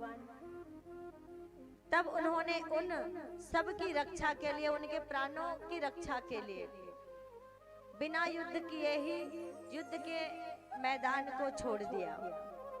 और तभी से वो रणछोड़ कहलाए। बोलिए रणछोड़ भगवान की जय। तभी से वो रणछोड़ कहलाए। लेकिन रण भी छोड़ा तो किसके लिए? रण भी छोड़ा तो उन 10,000 ब्राह्मणों के प्राणों की रक्षा के लिए। और फिर उसके पश्चात ही उन्होंने समुद्र के बीचों बीच द्वारिका का निर्माण किया और द्वारिका में निवास करने लगे। तभी जब जरासंध आक्रमण करने आया था, उसी समय काल यवन भी सेना लेकर आया था। और भगवान ने जब रण छोड़ा और भगवान को जाते हुए देखा तो काल यवन ने उनका पीछा किया। और भगवान श्री कृष्ण ने ऐसी लीला की, एक गुफा में चले गए और उस गुफा में मुचकुंद जी महाराज शयन कर रहे थे, जिन्होंने हजारों वर्षों तक देवताओं की सहायता की थी। देवताओं और दैत्यों का जब युद्ध हुआ था तो मुचकुंद जी महाराज ने देवताओं का सहयोग किया था और सहस्त्रों वर्षों तक उन्होंने युद्ध किया था। तो भगवान ने उनको वरदान दिया था कि जाइए आप विश्राम कीजिए, और जो भी आपके विश्राम में विघ्न पैदा करेगा, और जैसे ही आपके नेत्र खुलेंगे और उनके ऊपर आपके नेत्र पड़ेंगे, वैसे ही वह जलकर भस्म हो जाएगा। भगवान उसी गुफा में प्रवेश करते हैं। मुचकुंद को शयन करते देखा, अपनी पीताम्बरी उड़ा दी और स्वयं छुप गए। काल यवन आया, बिना देखे ही अहंकार से वशीभूत होकर काल दंड गही काहू न मारा और हरहि धर्म बल बुद्धि विचारा। कहते हैं जब काल मंडराता है और पाप का घड़ा भर जाता है, तब व्यक्ति की बुद्धि, उसका विवेक, सब कुछ चला जाता है। हरहि धर्म बल बुद्धि विचारा, उसका विवेक चला जाता है, उसका विचार छीन हो जाता है। बिना देखे ही, बिना पीताम्बरी उठाए भगवान कृष्ण तो छुपे हैं। अपनी लातों से मुचकुंद के ऊपर कई बार प्रहार किया, गर्जना की। और जब मुचकुंद की निद्रा टूटी और पीताम्बरी हटाकर अपने नेत्र खोले, और जैसे ही उनकी दृष्टि काल यवन पर पड़ी, काल यवन जलकर भस्म हो गया। और कहते हैं इसके पश्चात आगे कथा आती है। काल यवन तो जलकर भस्म हो गया। जरासंध अब अपने आप को क्या मान रहा है कि मैंने विजय प्राप्त कर ली, भगवान से युद्ध ही नहीं किया है तो विजय कैसे प्राप्त किया है। लेकिन अभिमान हो गया है और तब से ब्राह्मणों की बड़ी सेवा करते हैं कि इन्हीं के कारण विजय मिली है। भगवान श्री कृष्ण भीम और अर्जुन को लेकर आ गए, ब्राह्मण का वेश बना लिया और प्रतिदिन जरासंध दान दिया करते थे। ब्राह्मणों को उनकी लाइन में खड़े हो गए। जब इनकी बारी आई तब कहा, युद्धम नो देहि राजेंद्र द्वदंसो यदि मन्यसे युद्धार्थिनो वयम प्राप्ता राजन्या नान कामचिनः। हम युद्ध की इच्छा से आपके पास आए हैं राजन, हमें दान में धन नहीं, अन्न नहीं, हमें दान में युद्ध चाहिए। जरासंध ने कहा, दान में युद्ध की इच्छा रखने वाला ब्राह्मण नहीं हो सकता, कौन है आप? भगवान कृष्ण ने कहा, मैं कृष्ण, ये भीम और अर्जुन। बोले, तुम तो भगोड़े हो, तुम्हारे साथ युद्ध नहीं करूंगा। और अर्जुन तो दुबला पतला कमजोर शरीर का है। हाँ, ये भीम मेरे बराबर का है। और युद्ध के लिए भीम को चुन लिया। दोनों का युद्ध शुरू हुआ और जब युद्ध शुरू हुआ तो बार बार भीम ने उनके ऊपर प्रहार किया और शरीर के दो टुकड़े करते और दोनों को फेंक देते, लेकिन आपस में शरीर आके जुड़ जाता। ये जरासंध मांस के दो पिंड के रूप में जन्मा था, जिनको उनके माता पिता ने वन में फेंक दिया था। और उसको जब उन टुकड़ों को जरा नाम की एक राक्षसनी ने वन में देखा तो उन दोनों टुकड़ों को आपस में मिलाया, मंत्र बोले और मंत्र बोलकर उन मांस के पिंडों को मिलाकर एक जीवित इंसान बना दिया, एक बालक बना दिया। और जरा नाम की राक्षसनी ने जोड़ा था, इसीलिए नाम उसका रख दिया जरासंध। तो जितनी बार उसके शरीर के दो हिस्से करते और फेंकते, भीम उतनी बार आके वापस आपस में जुड़ जाता। तब भगवान ने भीम को इशारा किया, अहो भीम, बहुत बढ़िया।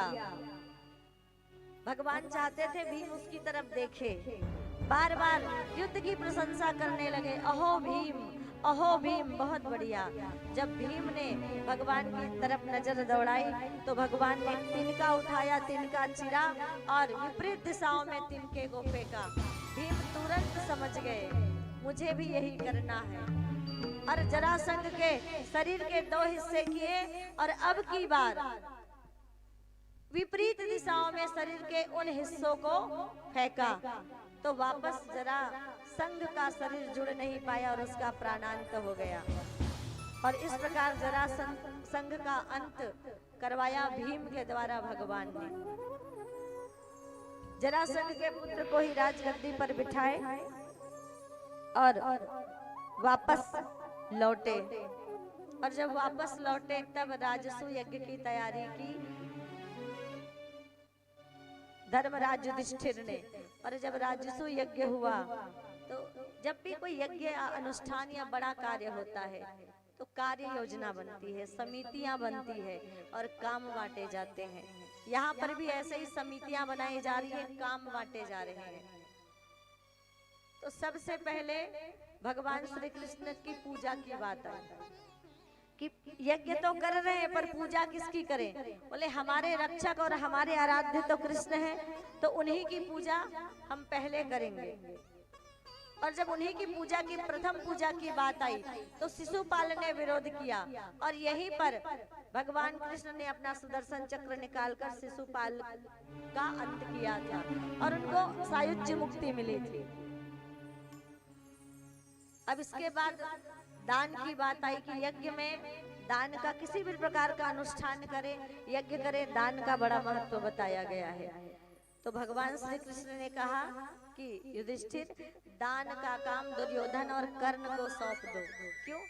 दुर्योधन दुर्भावना से दान करेगा कि तुम्हारा राजकोष खाली हो जाए और कर्ण इसलिए दान करेगा क्योंकि कर्ण तो है ही दानी। और जितना दान करोगे उतना तुम्हारा यश, तुम्हारा पुण्य बढ़ेगा। इसलिए दान का काम जो भी आएंगे संत आएंगे, जो भी ब्राह्मण आएंगे, उन सबको दान दक्षिणा देने का काम इन दोनों को दे दिया गया। दुर्योधन और कर्ण को रसोई का काम, यज्ञ में आए यजमानों को भोजन कराने का काम भीम को दिया, भंडारे का काम भीम को और परोसने का काम द्रौपदी को। सुरक्षा का काम अर्जुन को सौंपा गया, सेवा का कार्य नकुल और सहदेव को दिया गया। भगवान बोले सुबह सुबह मेरी पूजा हो जाएगी, उसके बाद दिन भर मैं करूंगा क्या, मुझे भी तो कुछ काम मिलना चाहिए। सभी बोले भगवान आपको भला कैसे काम हम दे सकते हैं। ठीक है, आप लोग मुझे काम नहीं दे सकते, पर मैं तो स्वयं काम ले सकता हूँ ना। और कौन सा काम लिया था? बोले युधिष्ठिर, जितने यजमान यज्ञ में आएंगे उन सभी के मैं पैर धुलाऊंगा। यज्ञ मंडप के बाहर पानी रख दिया, बोले सबके पैर धुलाऊंगा। और यज्ञ के पश्चात जितने यजमान भोजन करेंगे उन सभी के भोजन करने के पश्चात भंडारे का काम भीम देख रहे हैं, परोसने का काम द्रौपदी देख रही है, तो पत्तल उठाने का कार्य मैं स्वयं अपने हाथों में लेता हूँ। और जूठन पत्तल यजमानों के उठाने का काम भगवान ने अपने हाथों में ले लिया। और आज के समय में अगर हमें कह दे पत्तल उठाने के लिए तो ऐसा लगता है पता नहीं कौन सा सबसे छोटा काम हमें दे दिया। और फिर लोग सोचते हैं कपड़ा खराब हो जाएगा, 1000 की साड़ी खराब हो जाएगी। और ये भी सोचने लगते हैं अगर पत्थर उठाया तो हमारा मान कम हो जाएगा, हमारा स्टेटस कम हो जाएगा, हमारा लेवल नीचे आ जाएगा। जितने आप सेवा का कार्य करेंगे आपका लेवल नहीं नीचे आएगा, उतना ही आपका लेवल ऊपर बढ़ता हुआ चला जाएगा। जितना आप सेवा का काम करेंगे उतना ही आपका लेवल बढ़ेगा। काम कोई भी छोटा और बड़ा नहीं होता। और यज्ञ का तात्पर्य, यज्ञ अर्थात देव पूजन। यज्ञ में सबसे पहले देव पूजन, देवताओं का आवाहन मंत्रों के माध्यम से किया जाता है। उसके बाद कहते हैं संगतिकरण, एक साथ मिलजुल कर रहने को संगतिकरण कहा जाता है। पहला यज्ञ का तात्पर्य देव पूजन से है, दूसरा संगतिकरण से है और तीसरा दान से है। ये तीनों पक्षों को मिलाने से यज्ञ कहलाता है। तो सभी को मिलजुल कर रहने की प्रवृत्ति सबके अंदर होनी चाहिए। और उसके बाद दान, अर्थात जहाँ भी जिस जगह भी हमारे तन की, धन की, मन की आवश्यकता हो वहाँ उस जगह सेवा पहुँचाना दान कहलाता है। जहाँ जैसे आवश्यकता महसूस हो रही हो वहाँ उस जगह अगर हमारी सेवा पहुँच जाए तो वो दान कहलाता है। सबसे बड़ा दान कन्यादान, उसके बाद गौदान, फिर श्रमदान। श्रमदान, आप धन का दान नहीं कर पाए, ठीक है, जाइए कुछ मेहनत कर दीजिए, कुछ काम कर दीजिए, आपके श्रम का दान हो जाएगा। समय दान, अभी आप 7 दिन से क्या कर रहे हैं? 3 घंटे, 4 घंटे, 5 घंटे बैठकर अपने समय का दान कर रहे हैं। कहाँ? भगवान के दरबार में। समय दान। इसके बाद समय के बाद अन्न दान, उसके बाद अंश अर्थात धन का दान, रुपए का दान, अन्न दान, फिर अंश दान सबसे नीचे।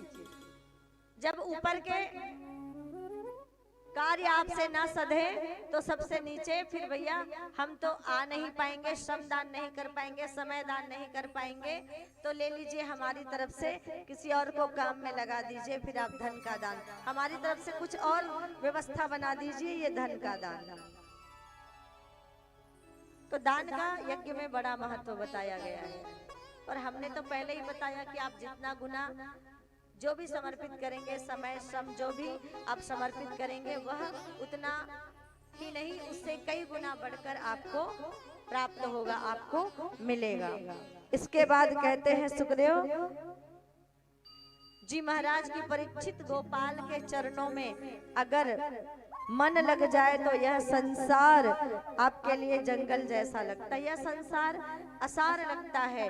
और इसी प्रकार भगवान की एक सुंदर करुणा की कथा मैं आपको श्रवण कराता हूँ। कृष्ण के एक बचपन के सखा थे। और आइए एक छोटा सा भजन श्रवण कर ले। तत्पश्चात भगवान श्री कृष्ण के बचपन के जो सखा थे श्री सुदामा जी महाराज, उन सुदामा जी महाराज के चरित्र को हम श्रवण करेंगे। बोलिए कृष्ण कन्हैया लाल की जय।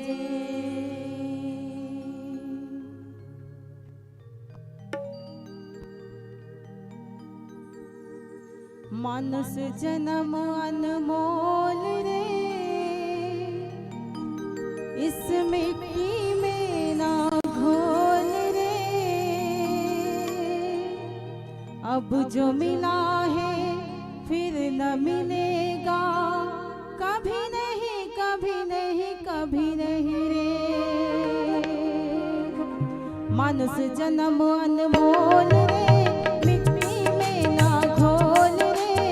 अब जो मिला है फिर न मिलेगा, कभी नहीं कभी नहीं कभी नहीं रे। मानस जन्म अनमोल रे, मिट्टी में ना घोल रे। अब जो मिला है फिर न मिलेगा, कभी नहीं कभी नहीं कभी नहीं रे। राम नाम तू बोल रे, जीवन में रस घोल रे। अब जो मिला है फिर न मिलेगा, कभी नहीं कभी नहीं कभी नहीं रे। राम नाम तू बोल रे, जीवन में रस घोल रे। अब जो मिला है फिर न मिलेगा, कभी नहीं कभी नहीं कभी नहीं रे।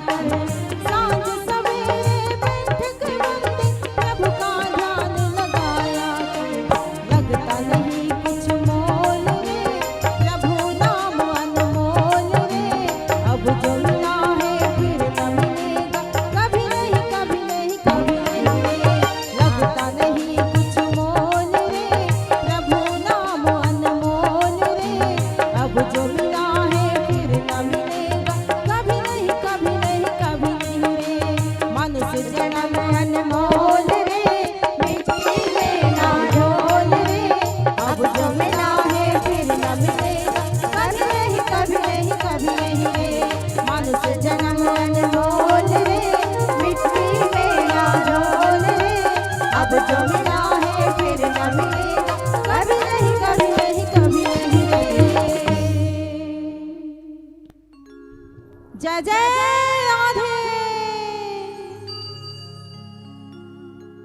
सुखदेव जी महाराज कहते हैं कृष्ण के एक बचपन के सखा हैं जिनका नाम है सुदामा। और परीक्षित, मैं तुम्हें एक बड़ा सुंदर प्रसंग कहता हूँ। कृष्ण जैसे करुणा का सागर और भला कौन हो सकता है। शास्त्र में कुछ लोग सुदामा को दरिद्र कहते हैं। सुदामा दरिद्र नहीं है, सुदामा गरीब है। दरिद्र होना और गरीब होना दोनों अलग अलग बात है।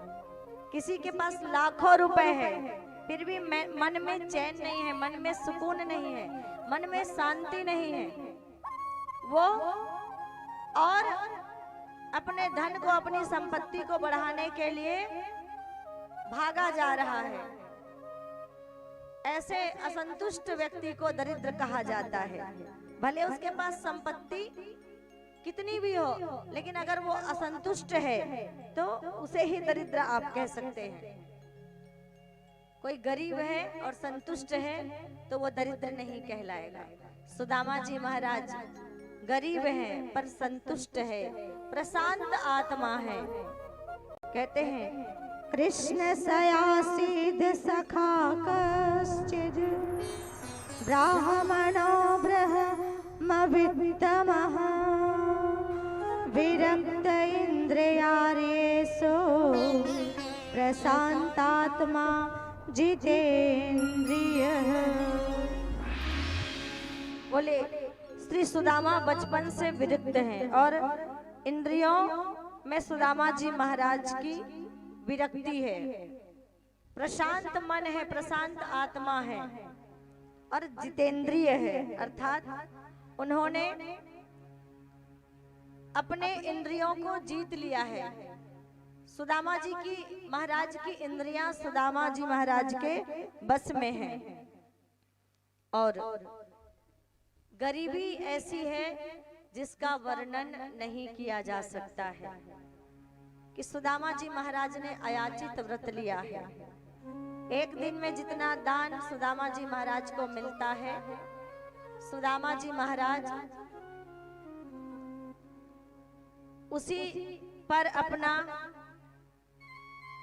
जीवन चलाते हैं और जो बच जाता है, जो भी अन्न धन, उसे वो स्वयं दान कर दिया करते हैं, उसे दूसरे दिन के लिए नहीं रखते हैं। इसे अयाचित व्रत कहा जाता है कि जितना दान, जितना अन्न धन मिला उसे एक दिन में ही खर्च किया और बचा उसे दूसरों के लिए दान में दे दिया। तो बड़ी गरीबी है। कभी किसी के घर यजमानी मिल जाती और दान मिल जाता तो सुदामा जी महाराज के घर कुछ अनाज आ जाते तो भोजन बन जाता, और कभी यजमानी नहीं मिलती, कभी दान नहीं मिलता तो कई कई दिन, एक दिन क्या कहें बल्कि कई कई दिन तक सुदामा जी महाराज को जब अन्न धन नहीं मिलता तो उसके घर में भोजन नहीं बनता और उनके बच्चे भूखे रहते, जल पीकर ही सभी सो जाया करते। और ऐसे समय में भी भगवान कृष्ण के चरणों के प्रति सुदामा जी महाराज के मन में जो श्रद्धा और विश्वास था उसमें जरा सी भी कमी नहीं आती। इस दुख और संकट के घड़ी में भी वो स्वयं अपने घर में बैठते, अपनी पत्नी सुशीला को ही सत्यनारायण भगवान की कथा श्रवण कराते, जल का भोग लगाते और जल का पान करते और सो जाते। एक बार परिस्थिति कैसे आगी, सभी का ध्यान चाहूंगी, सभी लोग ध्यान दीजिएगा इस सुदामा जी महाराज के प्रसंग पर। एक बार समय ऐसा आया सुदामा जी महाराज के जीवन में कि कई दिन गुजर गए, सुदामा जी महाराज को दान नहीं मिला, घर में अन्न का एक दाना नहीं है, बच्चे भूख से बिलबिला रहे हैं। 2 दिन 3 दिन तो बच्चों ने संभाल लिया, पर समय जब ज्यादा बीता तब सुदामा जी महाराज की पत्नी सुशीला कहती है कि हे नाथ, हम तो जैसे तैसे भूख को सहन कर ले, लेकिन हमारे बच्चों की तरफ देखिए, एक निगाह इन बच्चों की तरफ डालिए। इन बच्चों ने कई दिनों तक भोजन नहीं किया है और अब तो इसके शरीर में इतनी भी ताकत बाकी नहीं है कि अपने पैरों पर खड़े हो जाए। धरती पर लेटे हैं, मरणासन स्थिति बच्चों की आ गई है। जरा इन बच्चों की तरफ एक नजर डालिए, इन बच्चों की तरफ निहारिए। क्या इन पर आपको दया नहीं आती? अब तो ऐसा लगता है कि इन बच्चों के प्राण निकल जाएंगे अगर इनको भोजन नहीं मिला। आप तो कहते हैं कि भगवान श्री कृष्ण जो द्वारिका के राजा हैं, आपके मित्र हैं, आपके सखा हैं, आप क्यों नहीं उनके पास जाते, उनसे मिलते? सुदामा जी महाराज कहते हैं कि सुशीला, तुम कह तो ठीक रही हो, बहुत दिन हो गया मैं मिला नहीं अपने मित्र कृष्ण से। मिलना तो मैं भी चाहता हूँ, लेकिन सुशीला, अगर तुम ये सोच रही हो कि मैं कृष्ण से मिलने जाऊंगा और कृष्ण से मिलने के पश्चात मैं अपने गरीबी के विषय में कुछ बताऊंगा और उनसे कुछ मांग कर आऊंगा, तो ये तुम गलत सोच रही हो। मैं अगर गया भी तो कुछ कहूंगा नहीं, कुछ मांगूंगा नहीं। सुशीला कहती है, मैं कहाँ कह रही हूँ नाथ कि तुम जाओ और कुछ मांग कर आओ। मैं तो बस इतना चाहती हूँ कि तुम जाओ और केवल मिल कर आओ अपने सखा से, क्योंकि तुम ही कहते हो कि वो बचपन के सखा हैं, वो दयालु हैं, वो कृपालु हैं। तो मेरा निवेदन है कि तुम मिल कर आओ एक बार। श्री सुदामा जी महाराज कहते हैं कि सुशीला, चला तो जाऊं मिलने, लेकिन कहते हैं मित्र के घर, संबंधी के घर और भगवान के द्वार कभी खाली हाथ नहीं जाना चाहिए। और तुम जानती हो हमारे पास कुछ भी नहीं है, अगर मैं मित्र से मिलने जाऊंगा तो खाली हाथ कैसे जाऊंगा? कुछ लेकर जाने के लिए तो है नहीं घर में। सुशीला कहती है, तुम इसकी चिंता मत करो, बस तुम जाने की तैयारी करो। सुदामा जी महाराज स्नान करने जाते हैं, तब तक सुदामा जी की पत्नी 3 घरों में जाती है और तीनों घरों से एक एक मुट्ठी अनाज मांग कर लाती है। और सुदामा 20 जगह से फटी हुई है और सुदामा जी महाराज की बात तो समझ में आती है। उसकी पत्नी ने जो धोती, जो साड़ी पहनी है, वो साड़ी भी कई जगह से फटी हुई है। घर में 1 मीटर का साबुत ऐसा कपड़ा नहीं है जिसमें वो पोटली बना के उस चावल को रख कर सी सके। 3 घरों से अनाज मांग कर लाई, चिवड़ा मांग कर लाई और किसी तरह से फटे पुराने कपड़े निकाले, कई जगह से सिलाई की और पोटली बनाई और वो तीनों पोटली सुदामा जी महाराज को थमाते हुए कहा, खाली हाथ नहीं जाना चाहिए, यही भेंट ले जाना और यही भेंट अपने मित्र को दे देना। सुदामा जी महाराज चलने लगे, घर से निकले सुदामा जी महाराज और घर से चलते चलते जा रहे हैं। दुबला पतला शरीर है, जीर्ण शीर्ण शरीर है। सुदामा जी महाराज ने कई दिनों से भोजन नहीं किया है और सुदामा जी महाराज चले जा रहे हैं। बीच में एक नदी आ गई। 3 महीना हो गया चलते चलते, बीच में एक नदी आ गई। नदी में सुदामा जी महाराज पहुंचे तो उतराई के लिए पैसे नहीं है जेब में, उस पार जाना है और उतराई के लिए पैसे नहीं है सुदामा जी महाराज के पास। जितने नाविक थे सब ने मना कर दिया, कोई किसी ने पार नहीं लगाया। शाम होने वाली थी, संध्या होने वाली थी, सभी नाविक अपनी अपनी नाव खूंटे में बांध कर जाने लगे। तभी एक नाविक नाव की तरफ, नदी की तरफ आता हुआ दिखाई दिया। सब आ रहे थे पर एक नाविक, सब जा रहे थे पर एक नाविक आ रहा था। जब सब चले गए तो ये नाविक सुदामा जी महाराज के पास पहुंचे। क्यों भैया, कहाँ जाना है? बोले, मुझे द्वारिका जानी है।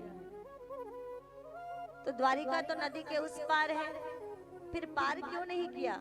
बोले, भैया क्या बताऊं, पार तो करना चाहता